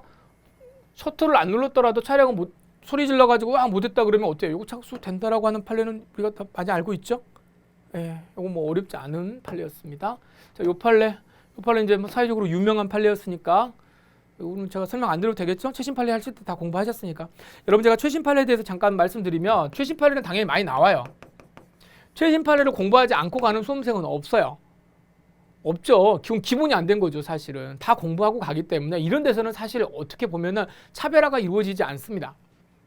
냉정하게 이야기하면 모든 수험생이 다 얼마 전 이게 시험 보기 전부터 한 달 전부터 모든 학원에서 다 이걸 가르친단 말이에요. 근데 여기에서 내가 이런 판례를 본 적이 없어요. 뭐 긴가민가해요 해버리면 사실 기본적으로는 조금 문제가 있습니다. 그렇게 공부하시면 안 돼요. 물론 여러분들 다 열심히 하시고 이제 바쁘지만 최신 판례나 이런 것들은 명확하게 그러니까 지금 이 과정에서도 맞출 문제는 다 맞췄어야 된다. 20개를 틀리더라도 합격할 수 있는 사람은 합격을 하는 거니까 여기에 이제 편승을 해야지. 뭐 시험장에서 실제로 이제 뭐 그러기가 쉽지는 않지만 씩씩 거릴 너무 그렇게 하실 필요까지는 없어요. 어차피 다른 사람도 다 똑같다 이렇게 생각하시면 됩니다. 멘탈 관리를 잘 하셔야 돼요. 어쩔 수 없죠 뭐 수험생이 약자니까. 전 뭐 제가 수험생이라고 하더라도 욕하겠지만 여러분들한테 그래도 이제 조언을 해드린다면 그렇다는 겁니다. 뭐 우리 이제 많이 봤던 아주 기본적인 옛날 문제 아닙니까? 옛날 문제 스타일. 앞에가 멘붕이니까 지금도 미쳐버릴 것 같지만 자 여기 뭐야 당연히 뭐 여기에서 딱 1번에서 걸린 거니까 더 이상 볼 필요가 없겠습니다. 이거는 뭐 그냥 하나 던져주는 문제 같습니다. 그냥 1번이 답이고요. 공갈죄는 탈취죄가 아닙니다. 편취죄예요. 19번 자 동일한 구성 요건에 해당하는 것으로만 짝지어지는 것. 그나마 이제 조금 이것도 뭐 죄명을 우리가 알 수 있으면은 뭐 어렵지 않게 볼 수 있었겠죠. 저희가 자신의 핸드폰을 두고 왔는데 그때 B의 PC방을 이용하고 있던 갑이 딴 놈이 이거 들고 이제 가버렸다. 점유는 그대로 이제 유지가 되고 있는 거 아닙니까? 그렇기 때문에 이건 뭐가 돼요? 이건 절도가 될 것이고. 자, 요거는 뭐예요? 오토바이 유명한 판례죠? 절도냐 횡령이냐라고 하는데 이건 횡령으로 가죠. 왜 횡령입니까? 처분할 수 있으니까 그 사람이 마음대로 할 수 있느냐 없느냐의 문제를 가지고 하는 거기 때문에 이건 횡령. 디귿번 A는 지하철 선반 등에 올려둔 가방을 깜빡 잊고 그대로 지하철 나왔죠. 이건 뭐 어쩔 수 없어요. 지하철 요렇게밖에 외울 수가 없습니다. 그리고 특별하게 다른 것도 없고 하기 때문에 아무도 알아채지 못했다. 요거 이제 아무도 알아채지 못했으니까 요거는 점유이탈물 횡령. 대나무를 식재하고 대나무를 그에 의해서 반했다. 이게 토지에 임차해가지고 심은 것들 다 뭐예요? 그 사람 거니까 절도. 감나무 절도. 이건 뭐 제가 뭐 따로 말씀 안 드려도 되겠죠? 절도. 기억, 리을, 미음. 자, 이제 20번 문제 보겠습니다. 횡령의 죄에 관한 설명 중 가장 적절한 것은 이거 순서대로 아주 그냥 계속 어려운 죄들, 또 어려운 지문들, 어려운 그 테마만 계속 문제를 냅니다. 1번 보시면 횡령죄를 보시면 횡령의 본질에 관한 학설이라고 나와 있죠. 아이고, 학설을 또 내는 거야. 자, 학설인데 그런데 횡령죄와 관련돼 가지고 학설이 2개밖에 없잖아요. 월권행위설, 그다음에 영득행위설 이렇게 있으니까 영득행위설이 영득구사를 필요하겠죠. 그런데 월권행위설에 따르면 본죄가 성립하기 위해서는 여기 있어야 된다 그러니까 이거 말도 안 되는 거네. 적절한 거 물어봤으니까 이제 1번은 날렸고요. 2번은 횡령죄에 있어서 재물의 보관이란 재물에 대한 사실상 또는 법률상 지배력이 있는 상태를 의미하고 그것은 반드시 사용 이런 게 할 필요는 없고 자 이게 뭐예요? 사무관리, 관습, 조리 이런 거에서 성립된다. 이건 뭐 우리 교재에서 그냥 교과서에서 기본적으로 보는 내용이네요. 이건 뭐 특별하게 문제 아니면 이거 맞을 것 같다. 3번 소유권의 취득에 등록이 필요한 차량에 대해서 자 차량 나왔습니다. 차량과 관련돼 가지고 차량 절도 횡령 이런 것들 많이 보셨잖아요. 그 판례 낼 것 같아요. 그 판례인 것 같아요. 그럼 이거 제3자에게 처분할 수 있는 권능인데 이게 뭐예요? 법률상이 아니고 뭐한다? 사실상. 네. 연습 많이 하셨을 겁니다. 사실상. 4번 횡령죄는 타인의 재물에 관한 소유권 등 본권을 보호법익으로 하기 때문에 본권 침해의 결과가 발생하였을 때 성립하는 침해. 자, 이거 위헌범으로 바뀐 지가 지금 언젠데 거의 한 5년, 6년, 7년 된 거 같아요. 2015년, 16년에 그때 바뀐 것 같은데 제 기억에 위헌범이라고 해서 이미 다 우리가 이거는 기본적으로 학설의 내용이 아니라 그냥 읽어보시면 교재에 다 앞에 나와 있는 내용들입니다. 그러니까 1번, 3번, 4번 틀렸고 답은 2번이 되겠네요. 네, 이제 이어서 21번 보도록 하겠습니다. 가와 나 사례에 관한 설명 중 옳은 것은 하나도 이게 뭐가 만만한 문제가 없어요. 정말 미치겠습니다.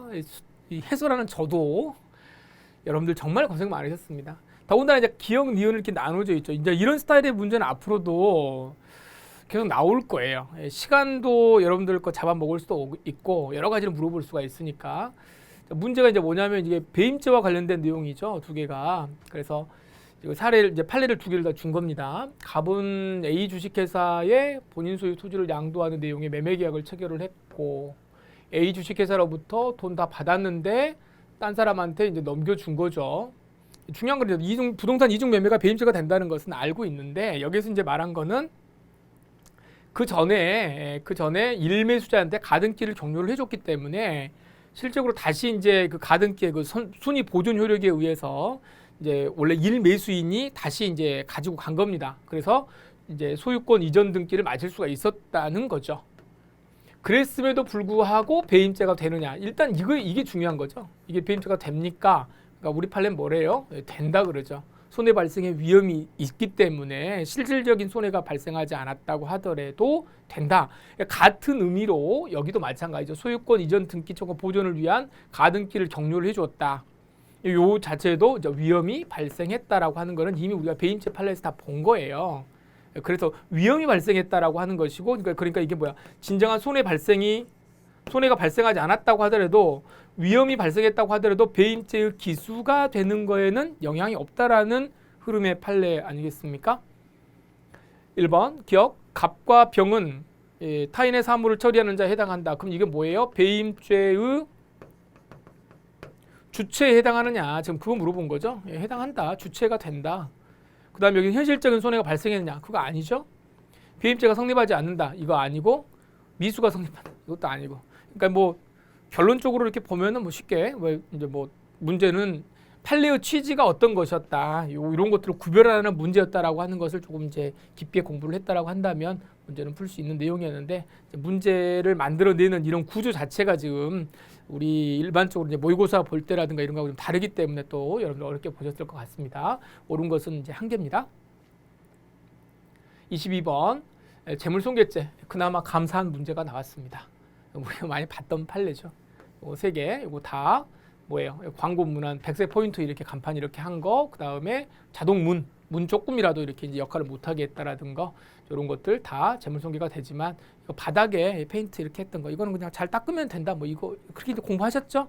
네, 그래서 옳지 않는 것은 4번입니다. 그나마 이제 얼른 또 넘어가고 감사하다고 해야 되는지 모르겠습니다. 문서죄와 관련돼 가지고 요건 램 이야기죠. 램도 전자기록에 한다. 요거는 두 번째 이건 뭐예요? 어디가 문제죠? 그 적용의 전제가 된 사실관계에 대해서 거짓 기재가 없다면, 그러니까 그 내용 자체는 거짓말이 아니라면 뭐가 된다? 요거 성립을 부정할 수 없다가 성립을 기재가 없더라도 성립을 부정할 수 없다가 성립된다는데 아니죠. 여기에 대해서 기재가 이게 거짓된 기재가 없다면 요거 문서죄는 성립하지 않는다라고 봤기 때문에 이것도 여기는 틀렸네요.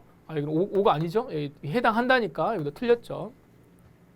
자, 디귿번 228조 2항의 공정주소 업무 부실 기재죄에서 말하는 거 쭉 나오는데 이것도 여러분 뭐 키워드로 다 보셨을 겁니다. 요 사업자 등록증, 사업자 등록증은 요 등록증에 해당하지 않는다. 그러니까 여기는 맞습니다. 요거 틀렸죠, 당연히. 램은 전자기록에 해당하기 때문에 해당하지 않는다 그랬으니까 틀렸습니다. 그래서 XXO. 자, 그다음에 타인의 주민등록증 수등한 자가 이거는 뭐 아주 고전적인 문제죠. 아주 뭐 이런 거 틀리면 안 되는 거죠. 그래서 본인 가족의 것이다. 우리 엄마 거예요라고 말하는 거. 요거는 공무생사자가 성립되지 않는다. 그리고 뭐 요거는 제가 뭐 따로 안 읽어도 될 것 같습니다. 아주 기본적인 내용. 여기 부실의 사실이라고 하는 거. 요거는 권리관계에 중요한 의미를 갖는 객관적인 지실에 반하는 것을 말한다. 이렇게 봅니다. 그래서 여기는 O가 되겠네요. 그래서 이게 정리를 하시면 될 것 같고요. 공연음란죄. 공연음란죄도 이제 우리가 재미있게 여러분 우리 공부할 땐 재미있게 공부를 하는데 이게 어쩔지 모르겠습니다. 쉽게 나와야 될 텐데 자 어떻게요? 이거 어떻게 돼요? 공연음란죄가 팬티를 내리고 엉덩이 노출하는 거, 그렇죠? 엉덩이 노출하는 거, 요거 뭐 거기에다가 뭐 술을 부어 보세요, 뭐 이 판례 있잖아요. 이건 성립하지 않는다. 음란성을 판단할 때는 행위자의 주관적인 의도를 보는 게 아니고, 예. 그렇죠? 객관적이고 규범적으로 판단을 해봐야죠. 이거는 판단을 해봐야 된다. 그래서 사회평균인의 입장에서 봐야 된다. 이거 맞고요. 공연음란죄에서 음란한 행위라고 하는 게 뭐냐? 일반인의 성욕을 자극하여 성적 흥분을 유발하고 이렇게 의미하고 그 행위 여기까지 맞겠네요. 그 행위 음란성에 대한 의미 인식뿐만 아니라 성욕의 흥분 어쩌고 저쩌고 나오는데 목적이 있어야 되냐? 헤이, 목적은 필요가 없다라고 하는 거죠. 그다음에 여기서 반드시 강제추행죄가 성립하는 것은 아니다. 옳은 것은 여기까지도 우리가 감사하게 언론 문제를 받아들여야 되는 문제입니다. 디귿번만 틀렸습니다. 도박죄. 정말 다 냈네요. 다. 영리의 목적으로 속칭 포코나 고스트 등의 인터넷 도박 게임 사이트를 요거 도박 개장죄.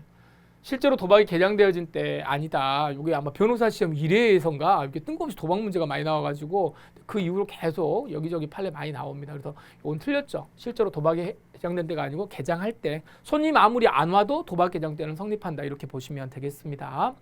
두 번째 사기 도박의 경우에 우연성이 결여돼가지고 요때는 그렇죠. 요것만 성립하고 준비를 갖추고 이러한 의도로 피해자들에게 참가하도록 권유한 때 야 이거 해봐 라고 말할 때 늦어도 도박에 참가한 때는 요거 인정된다. 이건 뭐 맞겠네요. 저기 틀렸고요. 3번 상습도박죄에서 상습성이란 반복해가지고 하는 것을 말하는데 설령 요거 없다고 하더라도 이것저것 쭉 해가지고 보니까 인정할 수 있다. 그래서 우리가 상습범은 꼭 2회, 3회 계속해서 되는 게 아니고 이것저것 다 이게 파악해가지고 종합적으로 판단한다. 뭐 그 내용입니다. 도박행위가 공갈죄 후 수단이 된 경우에, 공갈죄와 도박죄는 구속요건과 보호법익을 달리하고 있고, 공갈죄 후 성립에 일반적, 전형적으로 도박행위를 수반하는 것은 아니기 때문에 어떻게 된다? 공갈죄와 별도로 어떻게 된다? 그 도박죄가 성립한다라고 하는 판례입니다. 그래서 옳은 것은 하나, 둘, 셋. 25번의 답은 3번입니다. 자, 이제 26번입니다. 공무원의 직무와 관련된 죄. 제일 마지막이죠. 제일 마지막 쪽에 나와 있는 이 범죄죠. 지방자치단체의 장이 미리 저는 이런 판례 보면 솔직히 좀 개인적으로 좀 짜증나요. 이 지방자치단체의 장이 미리 승진 후보 명부상 후보자들 중에서 이제 실질적으로 자기가 다 결정해 놓고 인사위원회 위원들한테 이렇게 한 거잖아요. 이 사람들 이렇게 하도록 하세요. 그럼 이건 뭐예요? 이거 처벌해야 되는 이런 나쁜 사람들 처벌해야 되는데 우리 대법원 판례는 뭐라고 합니다. 좀 바람직하지 않은 행위임에도 인 것은 사실인 것 같지만 요거는 아니다. 그래서 우리가 대체로는 이 직권남용과 관련돼 가지고 거의 뭐 처벌되지 않죠. 하지만 짜증은 난다. 이런 그 지방자치단체장은 이걸 좀 이렇게 좀 너무 이렇게 엄격하게 하지 말고 처벌해야 되는 거 아니냐라는 개인적인 생각을 합니다. 그냥 개인적으로 처벌해야 되는데 어찌됐든 간에 볼 수 있지 않다라고 봤다. 2번 공무원이 직무상 알게 된 비밀을 직무상의 관련성, 필요성에 기해서 관련 있는 다른 공무원에게 이제 전달을 했습니다. 그런데 이게 뭐예요? 국가 기능에 위험이 발생하리라고 볼 만한 특별한 사정이 인정되지 않는데요. 않는다고 하니까 누설되지. 요거는 누설에 당하지 않는다. 여기는 맞겠네요. 볼 수 있다 그러니까 여기는 틀렸고 적절하지 않는 거는 26번의 답은 1번입니다. 이미 답이 나왔고요. 자, 여기도 뭐 그냥 일반적으로 우리가 볼 수 있는 내용이고 4번 요거는 이제 우리 직무유기죄가 성립되는 거 아무것도 하지 않았을 때 직무유기죄가 성립된다라고 하는 내용이니까 이건 뭐 쉽게 넘어갈 수 있겠습니다. 둘 다 맞는 지문입니다. 자, 27번 보겠습니다. 이제 형법의 마지막 문제입니다. 자, 공무방해에 대한 대한 설명 중 옳고 그름의 표시. 그다음에 옳고 그름의 표시니까 그래도 좀 개수 문제 아니니까 조금 그래도 우리에게 마지막 자비를 베풀어 주신 것 같습니다. 1번 공무집행 방해죄는 직무를 집행하는 공무원에 대해서 특별히 폭행 협박을 한 경우에 성립하고요. 사람에 대해서 하면 되는 거고요. 그러니까 신체에 대해서 하는 것 그거 요하지 않고 여기 밑에 나오네요. 신체. 그다음에 추상적 위헌범이고 추상적 위헌범이니까 구체적인 여기 방해의 결과를 요하지 않는다. 여기 좋습니다. 두 번째, 갑이 노조원들과 함께 경찰관 P가 이게 이제 여기 들어오는데 공장에 진입할 경우에 대비해 가지고 자 미리 아이고 우리 많이 봤던 판례네요. 미리 요 윤활유라든가 철판 조각에 깔아놓은 거 이거 제가 되느냐 이거 안 된다 그랬죠. 안 된다 그랬습니다. 물론 이제 들어올 때 막 집어 던지고 하면은 이게 되지만 그렇지 않은 경우에는 미리 먼저 깔아놓는 거는 괜찮다. 그래서 OX. 자, 3번 디귿번 야간 당직 근무자인 청원경찰이 불법 점차 요구하더라도 어떻게 돼요? 공무집행 방해 성립하는 거죠. 해당되지 않는다 그랬으니까 여기 틀렸습니다. 집회를 주최하거나 참가하는 것이 형사처벌의 대상이 되는 위법한 이거 뭐 급할래죠? 여기 장차 특정 지역에서 개최될 것이 예상되는데 이거하고 근접하지 않은 장소. 자, 어떻게 돼 있어요? 여기 서울에서 집회를 하는데 여기 부산에서 이제 여기서 올라가려고 한단 말이에요. 근데 여기 부산에서부터 이걸 막으면 이건 정당한 공무집행이 될 수 없는 게 당연한 거죠. 그래서 직무집행에 적법한 직무집행에 해당하지 않는다. 그래서 여기는 5가 되겠습니다. 그래서 앞에 OX, XO. 예, 답은 2번이 되겠네요. 자, 이제 여기까지 우리가 형법 문제를 봤는데 형법 문제죠? 이제 다음 이제 28번은 체포고니까 형법 문제가 만만치 않았습니다. 정말 이제 이렇게 형법 문제가 나와버리면은 28번 소송법 갈 때 그래도 조금 이제 마음이 그래도 이제 소송법에서 조금 편해야 되겠다. 조금 이렇게 좀 문제를 좀 풀어보자 이렇게 생각을 할 수는 있는데 사실 여러분들 알다시피 28번 문제부터도 장난이 아니었죠. 소송법 문제도 꽤 어려웠거든요. 그러나 이제 형법만 놓고 보시면 27번까지 모든 파트에서 고루고루 지금 나오고 있다는 거예요. 그래서 일단 공부는 좀 타이트하게 하셔야 됩니다. 이런 식으로까지 너무 이제 문제가 많이 빡빡해가지고 시간 안에 풀 수 없을 정도의 문제를 던져주지는 않겠지만 다음 시험부터 이제 너무 이렇게까지는 안 나올 거 아니에요. 예, 그렇지만 매 그 챕터마다 그 테마마다 하나씩 정확하게 물어보는 부분들이 아주 타이트하게 탄탄하게 지금 물어보고 있기 때문에 우리가 욕은 하지만 공부는 좀 잘해야 된다. 예, 요건 좀 말씀드리겠습니다. 정확한 공부가 필요합니다. 공부량을 늘리실 필요는 없고요. 자, 이제 형사소송법 파트 가겠습니다. 체포에 대한 설명 중 옳은 것은 모두 몇 개냐? 아이고, 또 몇 개냐야. 자, 1번은 뭐 이제 특별한 건 없어요. 여기 준칙 규정 나왔고 여기 대해서는 뭐 특별히 이건 없죠. 당연히 뭐 이거 틀리지 않겠죠. 동일한 범죄 사실로 다시 체포영장 청구하면 취지를 해야 된다. 이거 소송법에도 있는 거니까. 오케이, 요건 됐어요. 2번. 다액 50만 원 이하 사건 우리가 뭐라고 그래요? 경미 사건이라고 이야기를 하고 그 다음에 경미 사건에 대해서는 뭐 하는 거예요? 영장과 관련돼 가지고 체포영장, 그 다음에 구속영장을 할 때인데 체포영장에 의할 때는 어떻게 합니까? 주출이죠. 주출. 일정한 주거 말고도 출석에 불응할 우려가 있을 때 요거니까 여기 틀렸고요.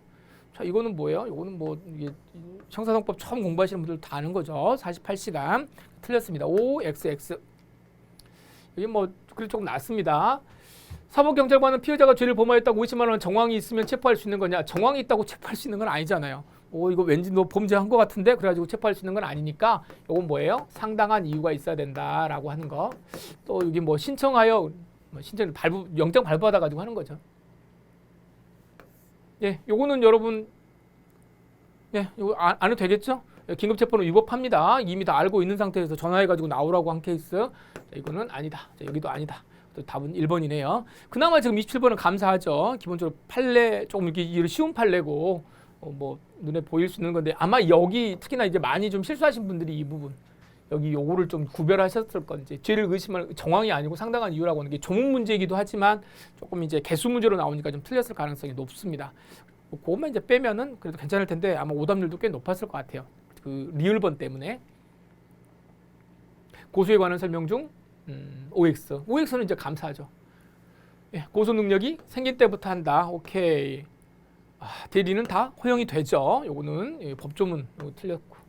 그 다음에 누구인지를 적시할 필요는 없다. 특정될 필요는 없고요. 제가 앞에서 한번 그 형법 몇 번인가요? 초반에 2, 3번 중에 있으면 미필적 인식 그 이야기 했었잖아요. 그거 기억나시죠? 다시 한번 확인하시고 확정적 인식이 있을 때의 고소 기간은 기산한다. 뭐 여기서는 그거 나오지 않았지만 거기에서만 확정적 인식이 나온다는 거예요. 누구인지를 적시할 필요는 없다. 오케이. 여기는 뭐예요? 232조에 의하면 제1심 판결 선고 전까지 취소할 수 있고, 그렇고 취소를 하게 되면 다시 못하고, 고소권자가 서면 또는 구술로서도 이걸 했다라고 한다면 더 이상 이제 적법하게 취소가 된 거니까 더 이상 처리할 수가 없다. 오, 다 맞는 말. 피해자의 친족은 이것도 독립대리권 할 수 있다라고 했으니까 OXX. 요거 그나마 제일 쉬운 문제 중에 하나였겠네. OX555 1번이 답입니다. 압수수색. 이번에 이제 문제가 압수수색하고 전자정보와 관련된, 특히나 압수수색 일반 전자정보도 나오지만 전자정보의 압수수색과 관련돼 가지고 최신 판례를 그대로 많이 집어넣어놨어요. 그래서 조금 이제 그걸 또 사례로 문제를 냈기 때문에 많이 조금 어려웠을 수도 있는데 한번 보겠습니다. 1번.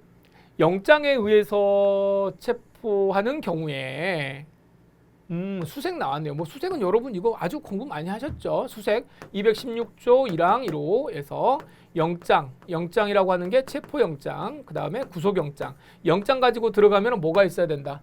필요성도 있어야 되지만 긴급성이 있어야 된다. 긴급성, 필요성 이렇게 갖고, 그렇지 않은 경우가 뭐가 있습니까? 현행범 체포, 그 다음에 무슨 체포? 긴급 체포. 이때는 어차피 영장이 없기 때문에 긴급해가지고 하는 거잖아요. 그러니까 긴급성은 필요 없고 필요성만 있으면 된다. 그런데 여기 뭐예요? 영장 없이 체포하는 경우에 영장이죠. 영장에 의해서 체포하는 경우니까 단순하게 필요성만 있는 게 아니고 뭐가 필요하다? 예, 긴급성이 필요하다. 이거는 뭐 아주 뭐 강조 많이 하죠. 형사소급 시간에. 틀렸습니다. 1번이 틀려버렸나요? 예. 끝나버렸네. 2번. 현행 범위로 체포할 경우에는 필요한 때는 체포 현장에서 압수할 수 있다. 체포 현장에서는 할 수 있죠. 압수수색. 어차피 그러니까 이거 두 개는 영장주 예외와 관련된 내용이고요. 자, 이건 세 번째. 요거 이제 다 보고 가신 판례들입니다. 어때요? 선별해가지고 압수한 후에도 자 관련이 없는 나머지 정보를 삭제 폐지하지, 요거 안 하면 어떻게 된다는 거예요? 안 하고 있으면 어떻게 된다? 범위를 넘어서는 범죄 혐의 사실과 관련이 없는 부분에 대해서는 영장 없이 취득한 거랑 똑같기 때문에 뭐하고 위법하고, 자, 이미 위법해버리기 때문에 중요한 거는 사후에 영장을 받거나 설령 동의했다고 하더라도 쓰레기는 계속 쓰레기가 되는 거다. 요 그런 판례입니다. 요거 이제 법 조문 문제고요. 자, 답은 1번이 되겠습니다. 함정수사는 이 판례는 제가 제 교재에다 하나 넣어놨었는데 하도 안 나오는 판례인데 이거 넣어야 될까 그랬는데 이제 제가 찍었다는 게 중요한 게 아니고 요거는 이제 먼저 알렸잖아요. 먼저 알리고 정보를 확보하기 위해서 이제 한 거기 때문에 요건 함정수사라고 보지 않는다라고 하는 잘 안 나오던 판례입니다. 잘 안 나오던 판례인데 요거 나왔고. 근데 이제 뭐 정확하게 뭐 설령 모른다고 하더라도요. 모른다고 하더라도 요 판례 이 판례죠. 동거남과 관련돼 가지고 요거 우리가 다 알고 있는 내용이고, 그다음에 갑을 검거하기 위해서 정보원을 이용하는 경우, 공보자를 유인한 거, 요것도 해당되지 않는다는 것도 이것도 우리가 알고 있고. 그래서 이제 여기 두 개는 지금 다 알고 있는 거예요. 근데 여기가 이제 좀 문제가 됐죠. 이게 뭐예요? 지금 역사상 아주 이례적인 이야기죠. 형사소송법은 여러분 실제로 저희 학계에서도 형법하고 형사법을 공부하시는 선생님들 중에서도 형법 전공자들이 훨씬 더 많아요. 소송법 하시는 분들보다는. 근데 또 소송법 하시는 분들 중에서도 학설을 공부해가지고 막 이렇게 글을 쓰거나 이렇지는 않습니다, 사실. 그러니까 이게 학설이 그렇게 중요하지도 않고, 왜냐하면 실무가 더 중요하고 절차가 더 중요하니까 안 하는데 이제 이게 나왔어요. 그래서 사실 여러분들 많이 당황했을 수는 있습니다. 당황했을 수는 있는데 이게 조금 자세한 교재들을 보면 여러분들이 단순하게 이렇게 공부했을 수는 있죠. 함정수사 이렇게 가지고 공소기각, 또는 이렇게 하죠. 여러분 이게 저기 무슨 말이에요? 함정수사에서 얻어진 증거는 위법수집 증거이므로 판례가 뭐 한다? 무죄로 가야 된다. 그럼 틀리다. 이렇게 공부하셨잖아요. 그러니까 이것만 이렇게만 공부하셨으면 이 부분이 약간 좀 이제 머리 아팠을 수도 있지만, 여기 뭐라고 돼 있습니까? 가벌적 위법성이 결여되었다라고 돼 있잖아요. 그래서 이걸 여러분들 지금 일반 경찰한테 좀 이렇게 물어보기에는 좀 그렇진 않아요. 이게 지금 뭐 여기 좀 두꺼운 교재를, 대학 교재를 가지고서 좀 공부를 해보면서 이게 무죄설도 있고 공소기각설도 있다. 이렇게 봐가지고 이쪽이다 이렇게 봤으면은 이게 어렵지 않은 지문인데 굉장히 당황하셨죠? 네, 그렇지만 여기 뭐라고 돼? 가벌적 위법성이 결여되었다라고 하니까 위법성이 결여되면 뭐겠습니까? 무죄설이에요. 무죄설. 여기까지 낸 거를 보면은 다음에 무슨 이제 뭐 자백 배제 법칙이라든가 뭐 이런 곳에서도 학설이 좀 있거든요. 그래서 그런 것들까지 다 공부를 해야 되는지 사실 약간 좀 멘붕입니다. 근데 아무튼 여기가 그것도 정답으로 지금 출제가 됐어요. 이건 무제설의 취지가 되겠습니다. 구속. 여기는 요거요. 뭐 특별히 뭐 제가 설명드릴 건 아니고 틀린 질문은 아니니까 2번 구속영장을 청구받은 관할지방법원 판사는 여기 수임 판사죠. 요 판사는 자, 빨리 해라. 지체 없이 해라. 요거고요. 그 다음에 여기는 어때요? 311조 요거는 뭐 아시죠? 315조로 3호로 가야 된다라고 하는 거. 311조는 5개만 딱 한정되어 있다. 열거적 규정이다. 요거 보셨고. 자, 요거는 여러분들 뭐 아마 학원에서도 많이 이게 이번 공부하실 때 많이 강조를 했을 겁니다. 이게 최근 그 개정이 된 조문이기 때문에 어떻게 해야 된다. 일단 사본을 교부를 해야 되는 거고요. 해야 되는 거고 신청 여부와 관계없이 해야 되는 거다. 그래서 여기 개정 조문이기 때문에 그냥 조문 문제로도 충분히 출제가 예상되었던 내용이 되겠습니다. 그래서 적절하지 않은 것은 여기 뭐 신청이 있는 때만 하는 게 아니고 하도록 되어 있어요. 그래서 4번이 틀렸습니다. 임의동행. 임의동행은 또 답은 좀 쉽게 나왔습니다. 여기는 뭐 매번 나오는 내용이니까 이제 넘어가시고. 그다음에 이 내용은 이제 사례를 잘 모르겠으면은 이게 진짜로 임의동행이 적법한가 안 한가를 좀 고민할 수도 있어요. 하지만 어때요? 동행에 대한 동의를 구하였고 고개를 끄덕였고 왔고 저항도 안 했고 이 정도면 됐죠 뭐. 근데 괜히 여기 와가지고 이제 날인을 거부했다라고 말하는 건 이거는 뭐 그냥 뭐 의미 없죠. 이미 다 여기에서 다 했다고 했기 때문에 뭐 임의동행 자체가 위법해야 될 이유는 없습니다. 근데 여기는 이제 또 전에 우리 기출됐잖아요. 이 부분 기출된 거죠. 예, 요거는 임의동행 요거 형사동법 199 여기 수사상 형사동법상의 임의동행이다라고 하는 건 기출되었던 거기 때문에 아마 여러분 충분히 다 푸셨을 거라고 생각합니다. 그래서 해당하지 아니한다라고 했기 때문에 여기는 답이 틀렸습니다. 엄증하고 자증 물어봤는데요. 뭐 여기는 뭐 다 알고 있는 거죠. 친고자. 근데 여기가 지금 이거 좀 여러분들이 물음표를 딱 찍었을 수 있죠. 그런데 이제 보시면 법원은 이게 이제 엄증 자증하고의 문제가 아니더라도 어차피 1번, 2번, 4번이 다 이제 우리가 다 알고 있는 거기 때문에 답을 그냥 빨리 이럴 때는 찍으셔야죠. 여기 설명을 드리면 이것도 변론 종결 후에 회부가 되었다. 변론이 다 끝났다라고 하는 건 참 우리가 지금 소송법을 지금 범위를 조정을 해놨기 때문에 소송 절차를 전혀 공부하지 않지 않습니까? 공판 절차를 공부하지 않으니까 사실 우리의 사고가 너무 단순해요. 수사 증거 이거 조문만 외우고 있는데 아니 이거 변론 종결을 좀 이런 게 좀 그런데 아니 범위를 수사하고 증거만 지금 배운다고 해놓고 변론 종결이라는 단어를 내면 변론 종결이라는 게 결국은 뭐예요? 이게 재판 절차잖아요. 재판 절차.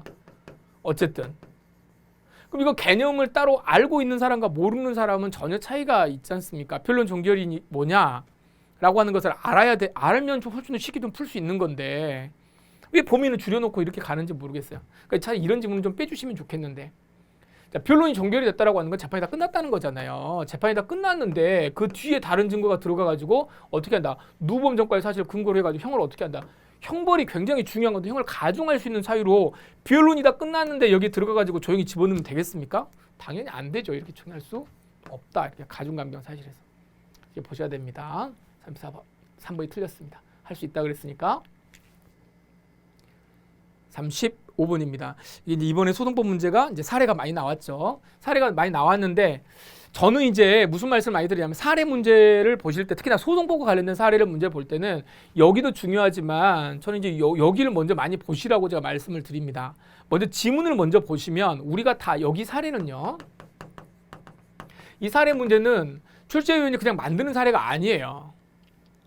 이미 최근에 문제가 되었던 판례의 내용을 그대로 여기다가 집어넣은 거예요. 그럼 여기 밑에를 보면 여기는 뭐가 나오겠습니까? 법리가 나오죠. 법리가. 이 사례에서 나왔던 법리가 나오고 이번에 우리 판례가 얼마나 많았습니까? 여기 이 판례도 마찬가지입니다만은 대법원에서 이게 설치하는 게 엄청 많잖아요. 쟁점이 많으니까. 그럼 그 쟁점마다 지금 지문을 하나씩 다 만들어 놓은 거거든요. 그럼 이것만 보더라도 우리 판례의 결론과 관련된 내용이기 때문에 사실 문제를 빨리 풀 수도 있습니다. 실제 문제를 빨리 풀 수도 있어요. 저기 한번 제가 한번 풀어볼게요. 휴대폰은 이미 제출물이기 때문에 두 대의 휴대폰에 저장된 정보가 이미 제출돼가지고 압수된 것으로 취급될 수 있다. 전부가 이미 제출되었다. 이게 무슨 말인지 모르지만 두 대의 휴대폰이라고 하니까 이거 결국 뭐예요? 가위 들어가가지고 1번 휴대폰, 2번 휴대폰 두 개를 낸 거잖아요. 여러분 이게 사례 자체를 몰라버리면 이 문제 자체를 못 푸는 거니까 최신 판례로서 공부를 다 하셨다는 것을 전제로 하고 보는 거예요.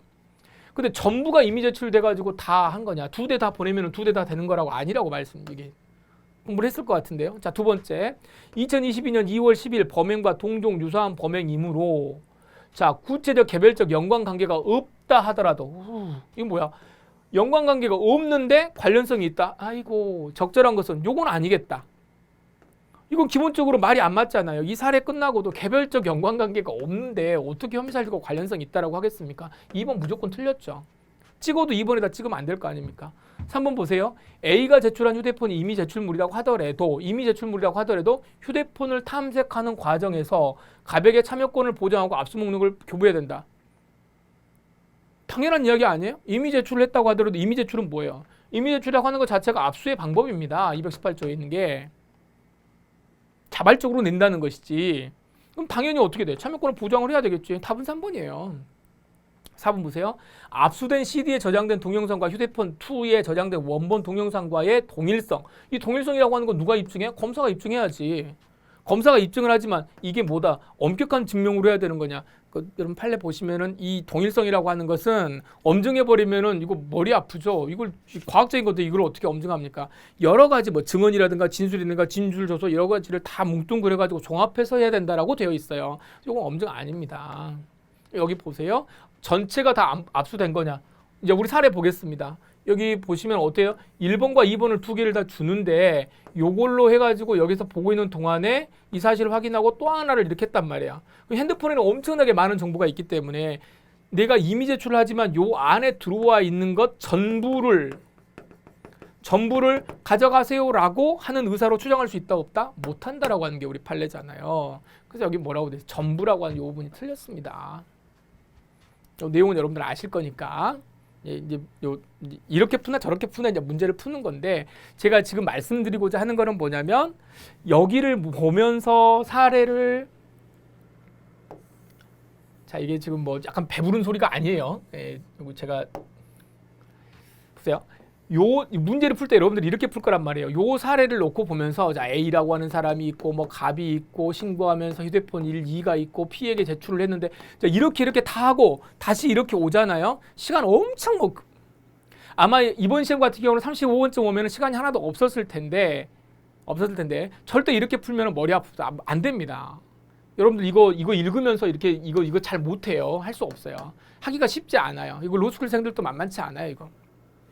그러니까 어떻게 하냐면 조금 편법이긴 한데 먼저 밑에 걸 한번 좀 봐보시라는 거를 제가 추천드리는 의미의 35번 문제를 이렇게 말씀드린 겁니다. 한번 참고하세요. 자 이제 36번을 보겠습니다. 자 이제 우리가 35번에서는 이제 문제 푸는 방법들 제가 한번 말씀을 드렸고 36번을 쭉 한번 봐볼게요. 자 P는 갑을 이제 명예훼손 혐의로 수사를 한답니다. P가 갑을 명예훼손 이걸로 이제 수사하면서 영장을 발부받아가지고 컴퓨터를 압수수색을 했다. 그래서 이제 컴퓨터가 이제 이렇게 있겠죠. 이게 이제 컴퓨터라고 하면 그리고 나서 이 컴퓨터에서 이제 복제본을 생성을 했대요. 여기에서 복제본을 생성했다. 복제본을 생성을 했다라고 하는 거는 뭐예요? 여기서 이제 압수를 해가지고 이걸 들고 나올 수는 없으니까 이제 복제본을 생성을 하고 이제 복제본을 들고 나왔다는 겁니다. 탐색은 어디 가서 하겠습니까? 탐색은 우리 이제 수사기관에 가가지고 이제 하겠죠. 수사관서에 가가지고 이제 여기에서 탐색을 할 겁니다. 그런데 복제본을 가지고 나와서 탐색을 하는 과정인데 만약에 압수가 다 끝났다라고 한다면 압수가 다 끝난 거를 우리가 뭐라고 그러냐면 뭐 선별했다. 그다음에 또 뭐 우리 판례에서 비트열 방식으로 어쩌고저쩌고 나왔던 그 사례 있잖아요. 그런 사례라면 참여권을 보장할 필요는 없지만 그게 아니라면은 탐색하는 과정에서도 당연히 어떻게 해야 되겠습니까?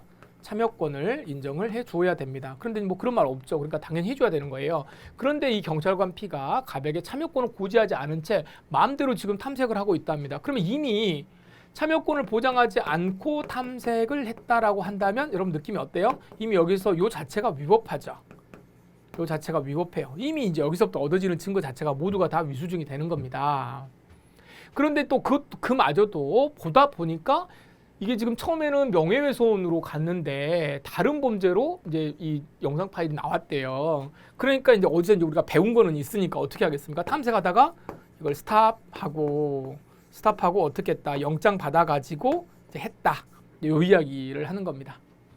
그런데 이제 요것과 관련돼 가지고 적절한 게 뭐냐 지금 이렇게 가는 건데, 자 1번 같은 경우에는 규격과 개수를 기재한 후에 자 복제본을 생성한 때 교부를 해야 되는 거냐, 압수하자마자 곧바로 자 이거 가지고 가겠습니다. 복제본 하기 전에 압수 직후에 곧바로 뭐 해야 돼요? 요 그때 교부를 해야 되니까 이거 틀렸고요. 두 번째 참여권 인정해야 되겠죠. 인정 안 하면 안 되는 거니까 이것도 틀렸죠. 자 그 다음에 압수할 때 미리 알려주면 삭제할 것이 염려되면 어떻게 해야 돼요? 말 안 하고 곧바로 가야죠. 그러니까 여기는 보장해야 된다. 그러더라도 보장해야 된다. 그랬더니 여기 틀렸고, 4번 이게 드디어 문제가 됐네요. 여기 이미 요 자체가 참여권을 고지하지 않고 하는 것, 여기 상태가 위법하기 때문에 그 이후에 이걸 스탑하고 영장 받아가지고 뭐 이렇게 했다고 하더라도 요거는 영장 한 번 쓰레기는 어떻게 된다? 이 자체가 이미 이제 위법한 상태이기 때문에 쓰레기는 계속 쓰레기, 미수증은 계속 미수증이다. 따라서 증거 능력이 인정되지 않는다. 그럼 결국은 여기만 답이 되겠습니다. 자, 이 사례들도 뭐 여러분 다 알고 있는 그 최신 판례에서 나온 사례니까 어렵지 않게 문제를 푸셨을 거라고 봅니다. 시간이 없어 못 풀었죠, 우리가. 자, 37번 보죠. 전문 증거에 관한 설명 중 적절하지 않은 것인데, 뭐 이제 여기 1번, 여기 뭐 탄핵 증거 뭐 이런 것들은 여러분들 다 알고 있죠. 그다음에 4번 잠깐 볼까요? 문자를 보낼 때 사기죄로 공소제기된 갑이 공판에서 갑이 자신의 처에게 보낸, 자 갑이 어떤 사람이 갑이 자신의 처에게 보낸다. 어떤 사람이 보내는데, 문자를 보내는데 이제 두 가지가 있다고 그랬죠. 요 갑이 어느 누군가에게 받았던 그 사진 그 자체, 그러니까 문자 정보 그 자체를 보내면 뭐가 되는 거예요? 그 사진으로 찍는 거니까 이건 비진술 증거가 되지만, 자, 두 번째 여기에 뭐라고 돼 있어요? 1인칭으로 내가 어쩌고 저쩌고 이렇게 했다라고 하는 내용이다. 내가 A를 속여. 그러면 이거는 자기가 쓰는 거잖아요. 그러니까 결국은 이건 뭐하고 같다? 이건 진술서입니다. 진술서가 되기 때문에 당연히 이건 전문 증거에 해당한다. 여기는 맞는 말이고요. 자, 이제 문제는 여기입니다. 여기. 피고인이 자신을 추행했다는 취지의 말을 들었습니다. 그러니까 피고인의 말이에요. 피해자로 이제 그 들은 사람의 이야기죠. 피해자로부터 피해자가 있는데 뭐 예를 들어서 이런 말을 했다. 이제 A라고 합시다. A라고 하는 말을 했다. 요 취지의 말을 들었다는 A가 있으면 안 되겠네요. 뭐 블라블라 요렇게 말을 피해자로부터 말을 들었다는 A의 진술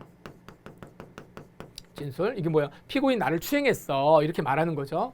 이렇게 말을 했고 그 다음에는 A의 진술을 피고인이 자신을 추행했다라고는 피해자의 진술. 자, 피해자가 어디에 가가지고 또 뭐라고 그랬습니까? 요 똑같은 말을 블라블라 이렇게 이야기를 했겠죠. 그럼 여기는 동일한 이야기예요. 그럼 이 부분에 대해서 피해자가 직접 가가지고 진술을 하는 거니까 이거 자체가 이제 피해자의 진술이니까 아마 법정에서 가서 이제 진술을 하게 되면 증인의 진술이 되는 거니까 그대로 이제 증거가 되겠죠. 그러면은 요 말을 다른 사람에게 했단 말이에요. A한테 요 말을 했다. 그럼 요 A가 나와가지고 제가 피해자가 이렇게 추행을 당했다라고 하는 말이 요 말을 제가 들은 적이 있습니다라고 지금 이야기를 하는 거예요. 그럴 때 그렇게 말을 했다라고 하는 그 사실 자체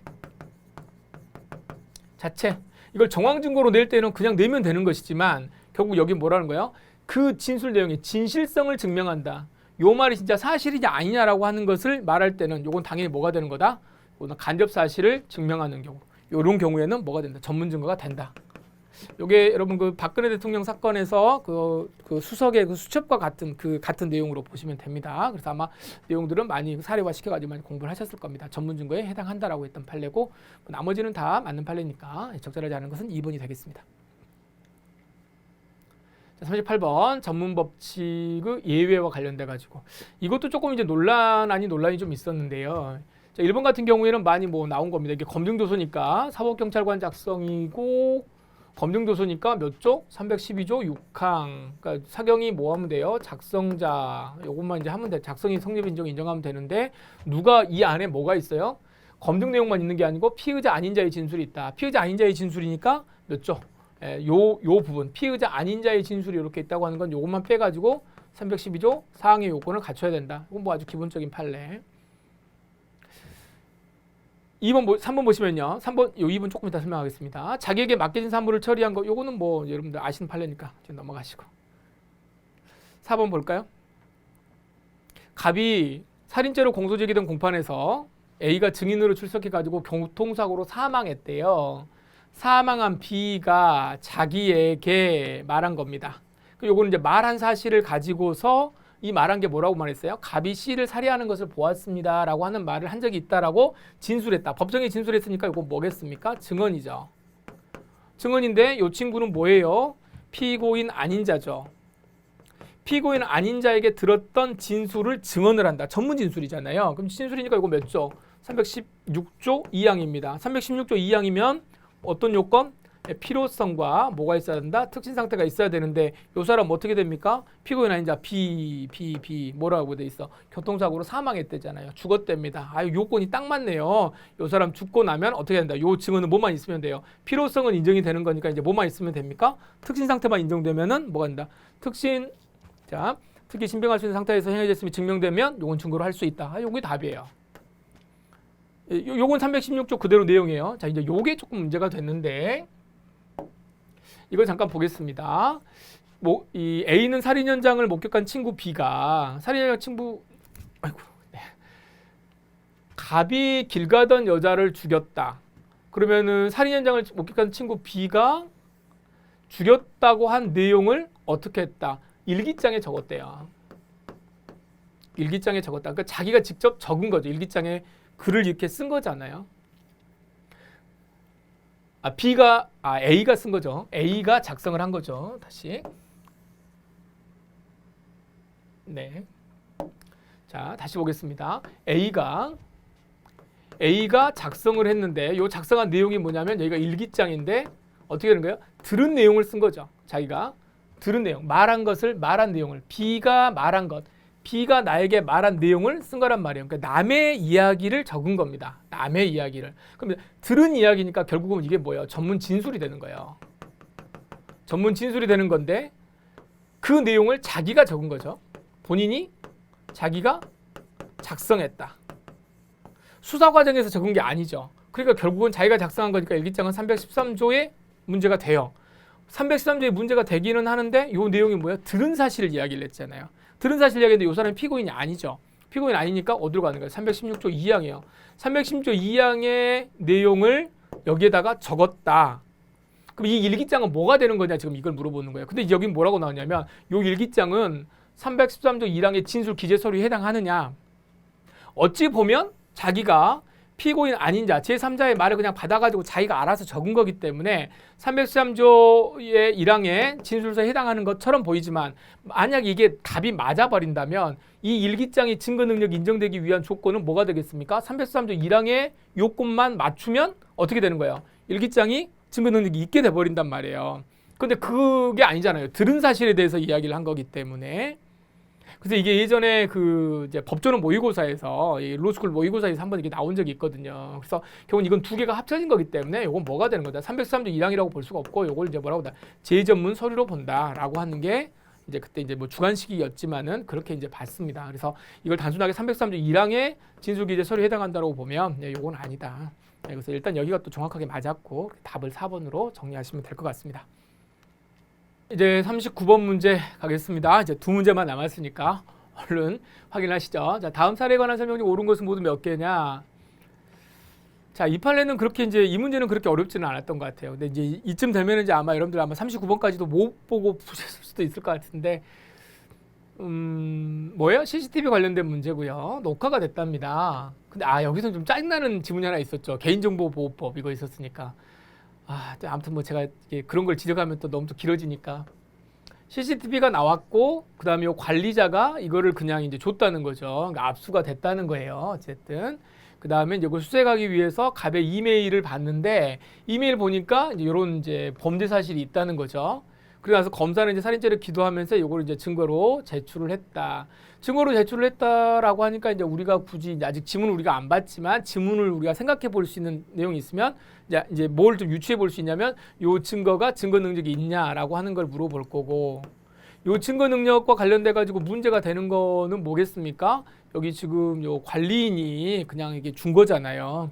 그래서 뭐 그냥 이렇게 줄 수 있는 거냐 아마 뭐 이런 문제들이 좀 나올 것 같습니다. 1번 기억번 USB에 저장된 파일이 복사 과정에서 편집되는 등 인위적 개작 없이 그대로 복사한 것이 증명돼야 된다. 뭐 당연한 이야기. 두 번째, CCTV에 녹화된 갑의 얼굴 등은 개인정보이기는 한데 관리자가 설령 그 얼굴의 주체, 요 사람 동의 없이 수사기관에 와가지고 좀 주세요. 이렇게 할 수 있잖아요. 이제 그랬다고 해가지고 그래서 이제 이미 제출했다고 하더라도 위수중에는 해당되지 않는다. 이미 제출 위수중과 관련된 판례. 이미 제출. 그래서 우리 뭐 김태촌 비망록 사건이라든가 뭐 소유자 보관자의 뭐 이런 것들 있잖아요. 그 조문과 관련돼 가지고 이것도 뭐 당연히 위수중에 해당되지는 않습니다. 그래서 특별히 만약에 위수중에 해당된다라고 한다면 우리가 판례를 한번 공부를 했겠죠. 해당되지 않는다. USB에 저장된 영상이 당시 범죄 현장의 영상이라는 사실이 요증 사실인 경우에는 정보법칙이 적용되지 않는다. 현장 영상이니까 여러분 여기 많이 봤잖아요. 우리 그 저기 뭐죠? 갑자기 생각이 안 나네. 무슨 그 사건 저기 국가보안법은 아니고 저기 데모하던 사람들 이렇게 찍었던 거 있잖아요. 갑자기 생각이 안 나네요. 아무튼 영상은 뭐예요? 영상은 비진술 증거로 보는 거죠. 비진술. 그러니까 이제 정보법칙 적용되지 않는다는 맞겠습니다. 리을번 이메일 작성자가 B가 증인으로 출석하여 이메일을 보낸 기억이 없대요. 이게 지금 이메일을 조사해 보니까 네가 발송을 했구만, 네가 발신을 했구만 이걸 지금 알고 있는데 발신을 했다라고 하는 거는 그 컴퓨터 안에서 그 문서를 뭐 했다는 거예요. 작성했다는 거잖아요. 수사기관에서 작성한 건 아니니까 이건 뭐가 되겠습니까? 313조 1항의 진술서가 되겠죠. 진술서가 되는데 어떻게 진술서에 대해서 작성한 사람이 성립의 인정을 해줘야 되는데 아니라고 이야기를 하니까 이런 애들을 잡기 위해서 뭐가 됐어요? 단서가 지금 들어왔잖아요. 그래서 당연히 이렇게 객관적인 방법으로 성립의 진정이 인정되면 증거를 할 수 있다가 됐죠. 있다. 자, 그러니까 여기가 지금 여기만 틀렸고 나머지 세 개는 다 맞았습니다. 그래서 이게 문제가 옳은 것은 몇 개인가니까 답은 세 개가 되겠네요. 이건 어렵지 않았겠죠. 이제 굳이 이제 하자면 요게 조금 이제 문제가 됐을 수는 있지만 나머지는 뭐 쉽게 풀 수 있었습니다. 자, 이제 마지막 가겠습니다.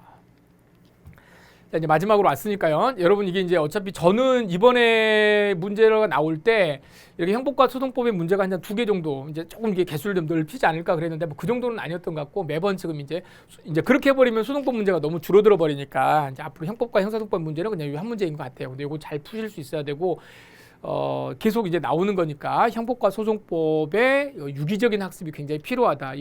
이 말씀을 다시 한번 드리겠습니다.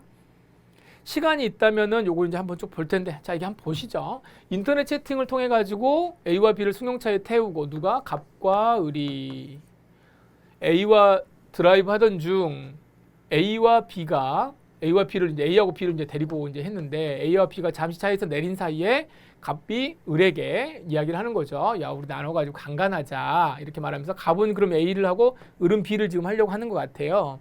그랬는데 요 을은 어때요? 여기 뭐라고 해서 아무런 대답도 하지 않고 이거는 우리 이제 그 형법에서 다 알고 있는 판례죠. 그래서 얘만 지금 처벌 받으면 되는 거예요. 일체의 신체적 접촉도 시도하지 않았으니까 얘는 괜찮고. 자, 갑은 이제 A를 여기서 이제 강간하려고 했는데 자, 어떤다? 배가 아프답니다. 자, 배가 아프다 그러면 이 지문에서 뭐 1, 2, 3, 4 나오겠지만 안 봐도 뭐 나오겠어요. 배가 아프다 그랬으니까. 이게 장애미수냐 중지미수냐 이거 나오겠죠. 이건 이제 우리가 생각해 볼 수 있고. 자, 며칠 후 을은 친구 C를 만나서 자, 이제 여기는 안 했고 여기는 이제 강간을 이제 하려고 했는데 여기는 못 했고. 그러니까 여기가 이제 장애미수가 될 것이고. 자, 을은 어떻게 했다? 친구 C를 만나 가지고 요 사정을 이야기한 거예요. 나는 가만히 있었다? 가만히 있었지만 얘는 뭐라는 거야? 갑이 A를 강간하려고 하는 동안. 그럼 이제 범죄 사실이 뭐예요? 갑의 A에 대한 장애미수 사건에 대해서 이 을이 친구 C에게 말을 한 거네요. 그럼 피고인은 누구겠습니까? 갑이 피고인이죠. 갑은 피고인, 을은 뭐예요? 피고인 아닌 자. 피고인 아닌 자에게 C가 들었다. C가 들었는데 이게 뭐겠어요? 전문 진술이죠. 그러니까 전문 진술은 이제 말을 한 거니까 이게 말로 한 거니까 나중에 요 C가 참고인으로 조사가 되었다. 그럼 요 C를 누가 불렀다는 겁니까? 경찰 P가 불러가지고 경찰 P가 불렀으면 뭐를 썼겠어요? 조서를 썼겠죠. 그럼 여기는 들은 사실에 대해서 이야기를 했을 거 아닙니까? 그렇죠? 들은 사실에 대해서 이야기를 했으니까 이건 뭐예요? 여기에서 조서가 작성이 되는데 이 조서는 뭘 거다? 전문 진술이 기재된 서류가 되는 거죠. 근데 이 사람이 누구예요? 피고인 아닌 사람이니까 몇 조? 전문 인수리 300, 이거 또 나온 거죠. 지금 316조 2항이고 여긴 조서니까 서류니까 312조 4항이 될 거다. 그래서 이거 두 개가 연결되면 이거 두 개의 요건이 다 충족이 되면 증거 능력으로 쓸 수 있다. 지금 이렇게 가는 거죠. 그 이야기 하려고 지금 하는 거 아니겠습니까? 근데 아까 우리 앞에서 나왔던 판례 중에는 뭐였어요? 여피고인 아닌 사람이 죽어버렸어. 죽어버리면 뭐만 있으면 돼요? 그러면 특신 상태만 있으면 되겠다라고 이야기하지만 여기는 죽었다는 말이 없으니까 다 이제 인정이 돼야 되겠네요. 그런 구조를 한번 보시면 뭐 어렵지 않은 사례죠. 시간이 있었으면 다 풀었을 텐데 을은 강간범에게 공동으로 가공할 의사가 있었다고 볼 수 없다. 그렇죠? 고개만 끄덕끄덕 했으니까. 중지미수에 해당한다. A 아니라니까. 디귿번 재전문 증거에 해당한다. 한번 갔다가 온 거니까 여기 뭐였어요? 전문 진술이 기재된 또 서류라고 그랬으니까 이건 재전문 증거라고 한다. 여러분 재전문 증거인데 혹시 여기에 재전문 진술이다 그러면 안 되는 거 아시죠? 그러니까 말로 한 게 아니고 뭘로 왔어요? 서면으로 왔기 때문에 재전문 서류에 해당하는 거고 서류를 묶어가지고 재전문 증거입니다. 맞고요. 진술 조서 지금 여기 C가 요거죠. C가 왔을 때 C의 C가 작성했던 진술 조서가 어떨 때 증거 능력이 있다 그랬습니까?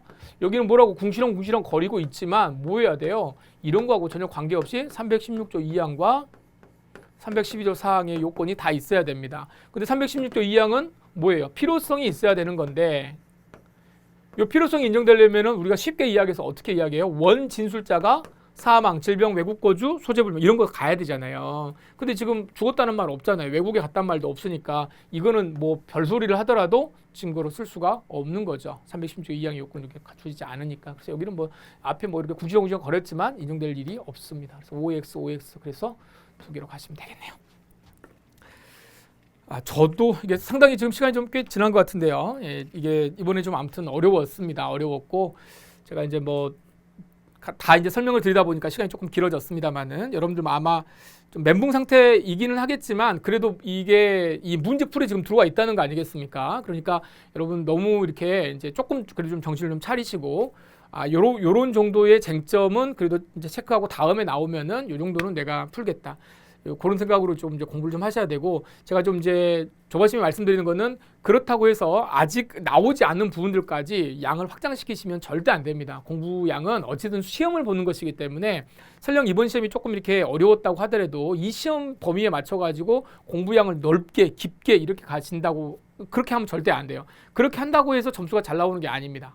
여러분들 뭐 시험 보셔봐서 아시겠지만 시간 안에 어떻게 문제를 풀 것인가의 문제이고 어려우면 또 뭐 조금 그렇습니다만 어려우면 또 다 같이 어려웠기 때문에 이게 뭐 20개 틀리고도 합격할 수 있어요. 남들이 19개씩 틀렸다면 내가 한 개 더 맞아가지고 합격할 수도 있는 겁니다. 그래서 수험생의 어떤 입장을 입장을 본분을 잊지 마세요. 잊지 마시고 항상 공부하는 범위는 좀 이렇게 정리를 좀 잘 하시고 그리고 남들보다 조금 더 잘해서 내가 합격한다. 요 마음을 가지고서 최선을 다해서 또 열심히 하시면 좋겠습니다. 이번에 합격하시면 정말 좋겠는데 어려웠지만 좀 합격하시면 정말 좋겠는데 혹시라도 이제 결과가 나와서 조금 안 되시더라도 바로 조금 정신 차리시고 곧바로 또 정진하셔서 다음 시험에는 좋은 성적으로 합격하셨으면 좋겠습니다. 네, 오늘 감사합니다. 수고하셨습니다.